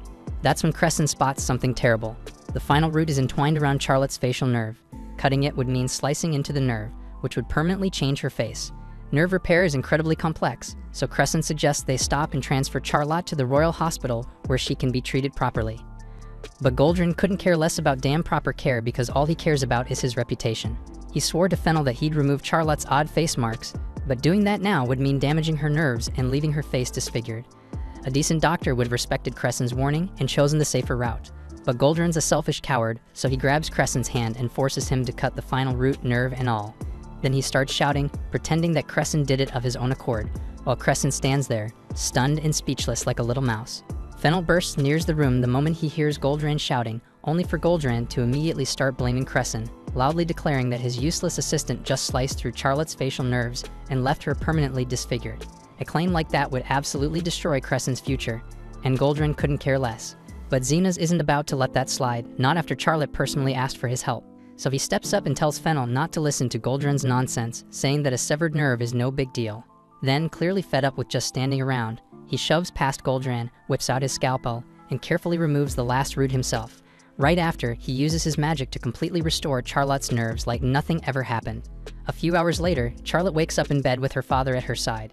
He's relieved to see her okay, but before she wants any hugs or reassurance, she needs to see her face. She grabs a mirror, and the second she sees her reflection, she breaks down crying, happy that the blemishes are gone. As far as Fennel knows, Goldran was the one who performed the procedure, since he took all the credit before hurrying off, claiming he had urgent business related to the hospital elections. In return, Fennel pledged his full backing in that race. But Charlotte isn't buying the hero act. She remembers hearing Xenos' voice during the operation, gently reassuring her that everything would be fine. So deep down, she knows it was Xenos who truly saved her, and she'll always be grateful for that. Later that day, Xenos helps Yuman haul a bunch of bottles out of Renardo's lab. Yuman says they're part of Renardo's latest batch of potions, but she has zero clue what any of them are supposed to do. While they're in the storage room, Crescent comes dashing in with big news. Both he and Xenos have been invited to one of Goldran's exclusive dinner parties. It sounds like a major opportunity, but Yuman notices that Crescent doesn't seem all that thrilled. He claims to be excited, but truthfully he's a bit uneasy about dealing with Goldran again after what happened. Still, it might open some important doors for him, so he decides to go anyway. The party's happening tonight, and Crescent tells Xenos he'll catch up with him downstairs in the hall. Soon after Goldran's grand event begins, and once all the guests are comfortably settled, he steps forward and proudly declares that he's secured backing from Lord Fennel. With that key endorsement, his rise to becoming the next director of the Royal Hospital is practically guaranteed. Just a matter of wrapping it up before the month is out. The whole room breaks into applause, and even Crescent, who was feeling unsure about all this earlier, ends up enjoying himself, since it's the perfect chance to rub shoulders with all the elite names Goldran brought together. While Crescent stays busy mingling, Xenos shifts into investigative mode to dig up anything on Fred. After a bit of probing, he finds out that Fred was seen looking after Bonds at the last dinner gathering. So Xenos heads over to Bonds and casually asks if he remembers running into someone named Fred at the last party. Bonds does remember him, says that while everyone else was busy networking, Fred was the only one who brought him a glass of water. According to Bonds, the guy was kind of odd, but at least he liked him. None of the other guests cared, since Goldran usually warns his pupils not to talk to Bonds and calls him a liar. Xenos finds it weird that Goldran would trash-talk Bonds like that, especially after giving him such a high position as first secretary. Lily curiously asks why Goldran gave him such a good role if he doesn't actually do anything, so Bonds tells her it's because he and Goldran go way back. But when she presses him on how they met, he snaps and tells her to drop it because he doesn't remember. Xenos figures pushing Bonds any further is pointless because he's already way too drunk to remember anything useful, but Lily's not convinced. She's pretty sure Bonds is hiding one of Goldran's big secrets, so she grabs a waiter and asks for several more bottles of wine, planning to keep pouring drinks until Bonds slips up and spills everything. For the rest of the night, Lily lays on the charm, hyping up Bonds nonstop while keeping his glass full. Eventually, she gets him completely hammered, exactly what she was aiming for. Even though it's going well, Xenos is a bit rattled seeing someone like Lily pull off something this slick. She tells him she picked up the move from Carmilla, and he's not too thrilled that Carmilla's been teaching Lily shady tactics. But regardless, it worked, so he leans in and asks Bonds directly if he knows what happened to Fred after their last encounter. Bonds is barely hanging on, but he mumbles that he remembers Fred walking him outside for air, so Xenos figures he'll try the same move. Maybe if they retrace those steps, Bonds might start opening up again. He helps guide the stumbling drunk toward the garden, hoping the fresh air will spark some memory. But on the way out, Bonds stumbles and drops his wine bottle. Instead of getting mad, he just starts cracking up, rambling about the old days. He's so out of it, he mistakes Xenos for Goldran, and suddenly he starts going off about a moment that apparently changed everything 13 years ago. Xenos decides to just roll with it, and pretends to be Goldran, hoping Bonds keeps spilling the good stuff. Bonds begins talking about how Goldran used to be a researcher whose project had hit a brick wall, until one day, an explosion turned everything around. After that, with Lord Fennel backing him, Goldran managed to land a position as a professor at the Royal Hospital, and now he's on the verge of snagging the director's seat. But before Bonds can spill anything else, he passes out right there on the ground. Xenos lets out a quiet sigh because he was so close to hearing something major. But now that Bonds is out, there's no way to push further. So he turns to Lily and says he's gonna leave Bonds with a caretaker and they should go rest up a bit. Lily asks if that means they're wrapping up the info hunt, but Xenos shakes his head because he knows they're still missing something big. That's when Carmilla suddenly pops out from behind the couch, catching Xenos totally off guard. He can't believe she's here, especially in a room crawling with healers, but Carmilla just grins and says that chaos is way more fun when it's risky. Turns out, she overheard most of Bond's drunken rant and thinks she might have a lead on whatever he was babbling about. Elsewhere deep in the slums, things are looking grim. Zofia and the crew are starting to feel the weight of Zeno's absence.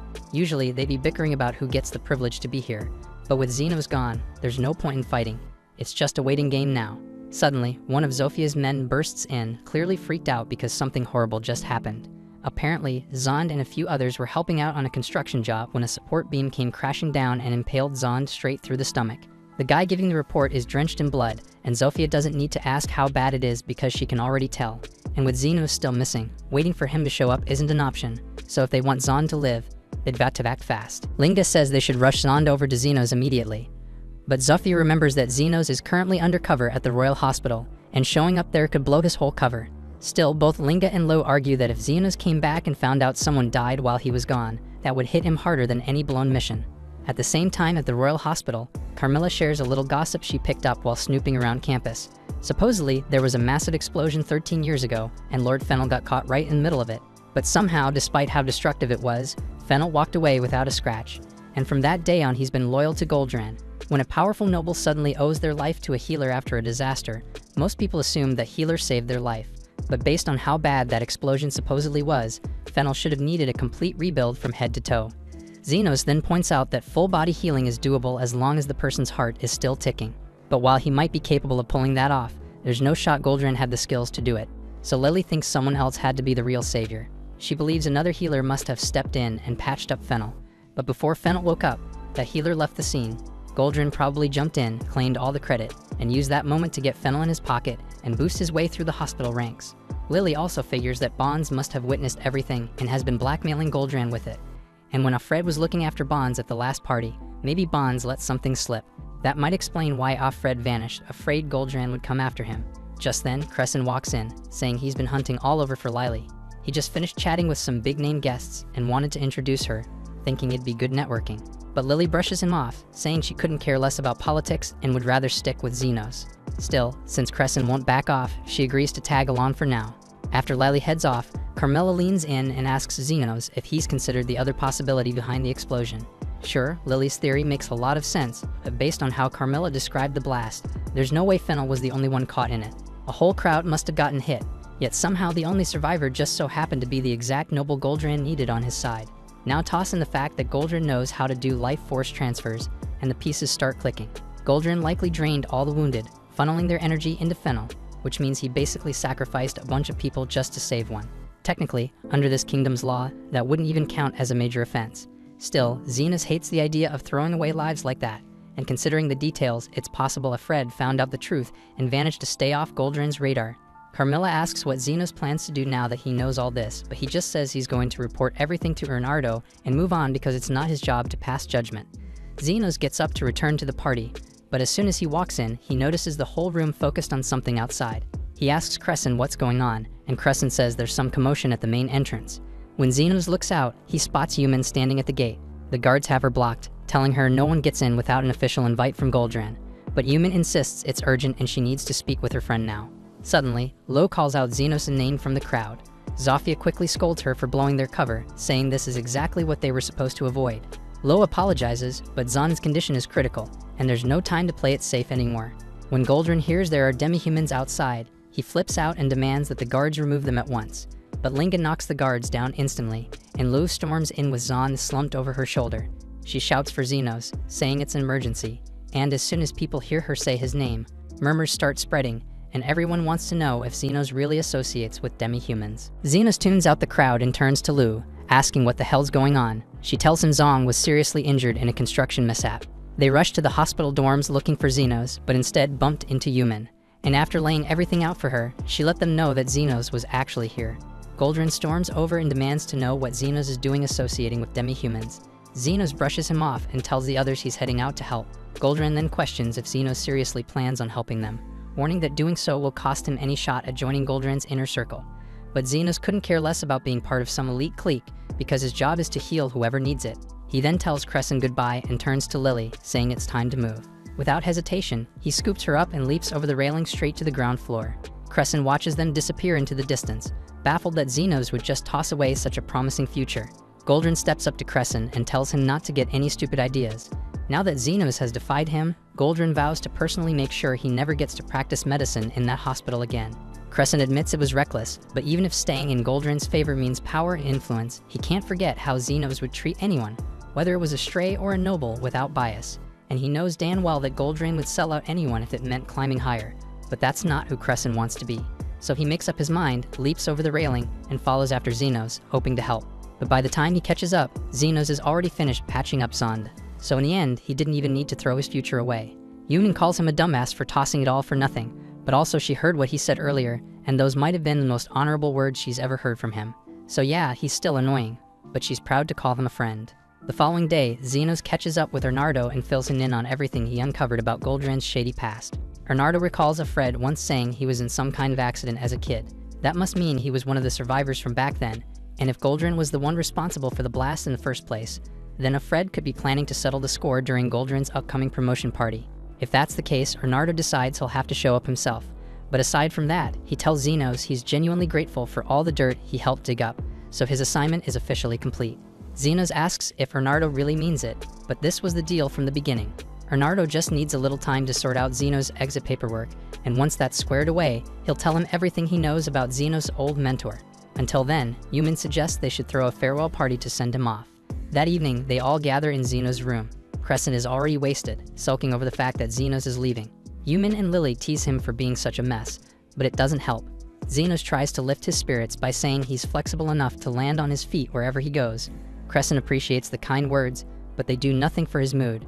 And now he's worried that he's drinking so much he's seeing things, and swears that there's a wraith glaring at him through the wall. The next morning, Xenos is set to head out, so he and Lily say their goodbyes. But before they leave, Yumin hands him a note from Bernardo that's supposed to explain the truth about Xenos and his master. However, when they get to Bernardo's office to grab it, they notice something's off. There's something weird hidden in his desk.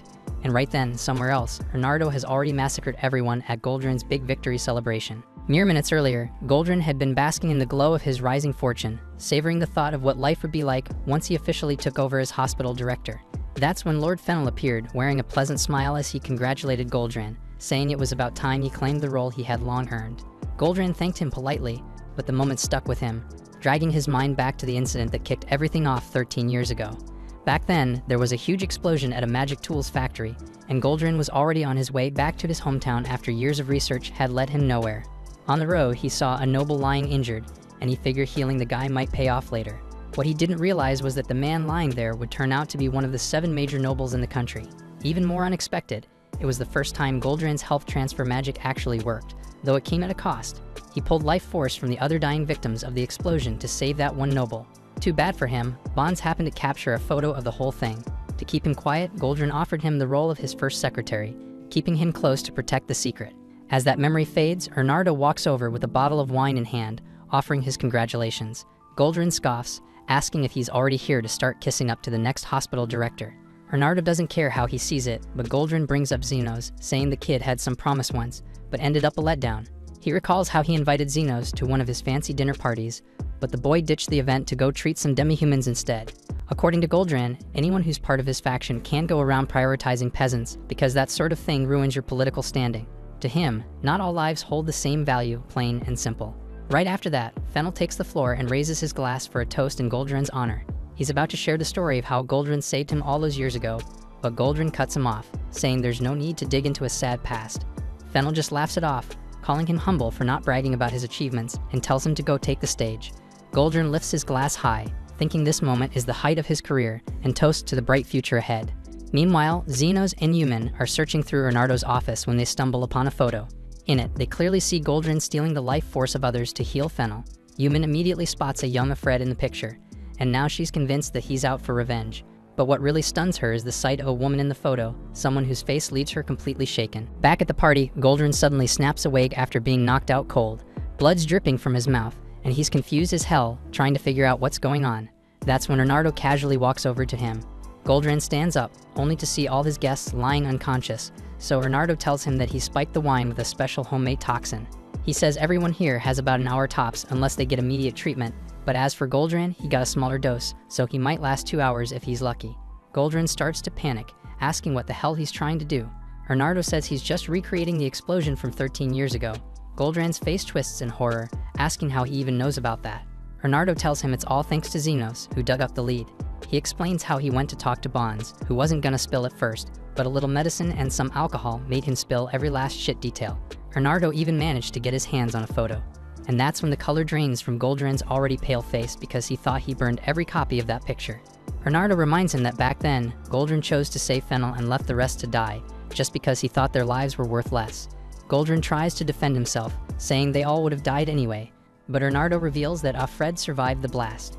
Then he drops the real bomb. His fiancée was also among the victims that day, but she didn't make it because Goldran's Dan healing spell had drained her to save someone else. Now he gives Goldran the same Dan choice again. There are enough people here that Goldran can fully heal one of them, so who will he pick? Goldran's mind starts racing. He figures he can just get the antidote straight from Bernardo, but then Bernardo stuns him by drinking the poisoned wine himself, putting his life on the line too.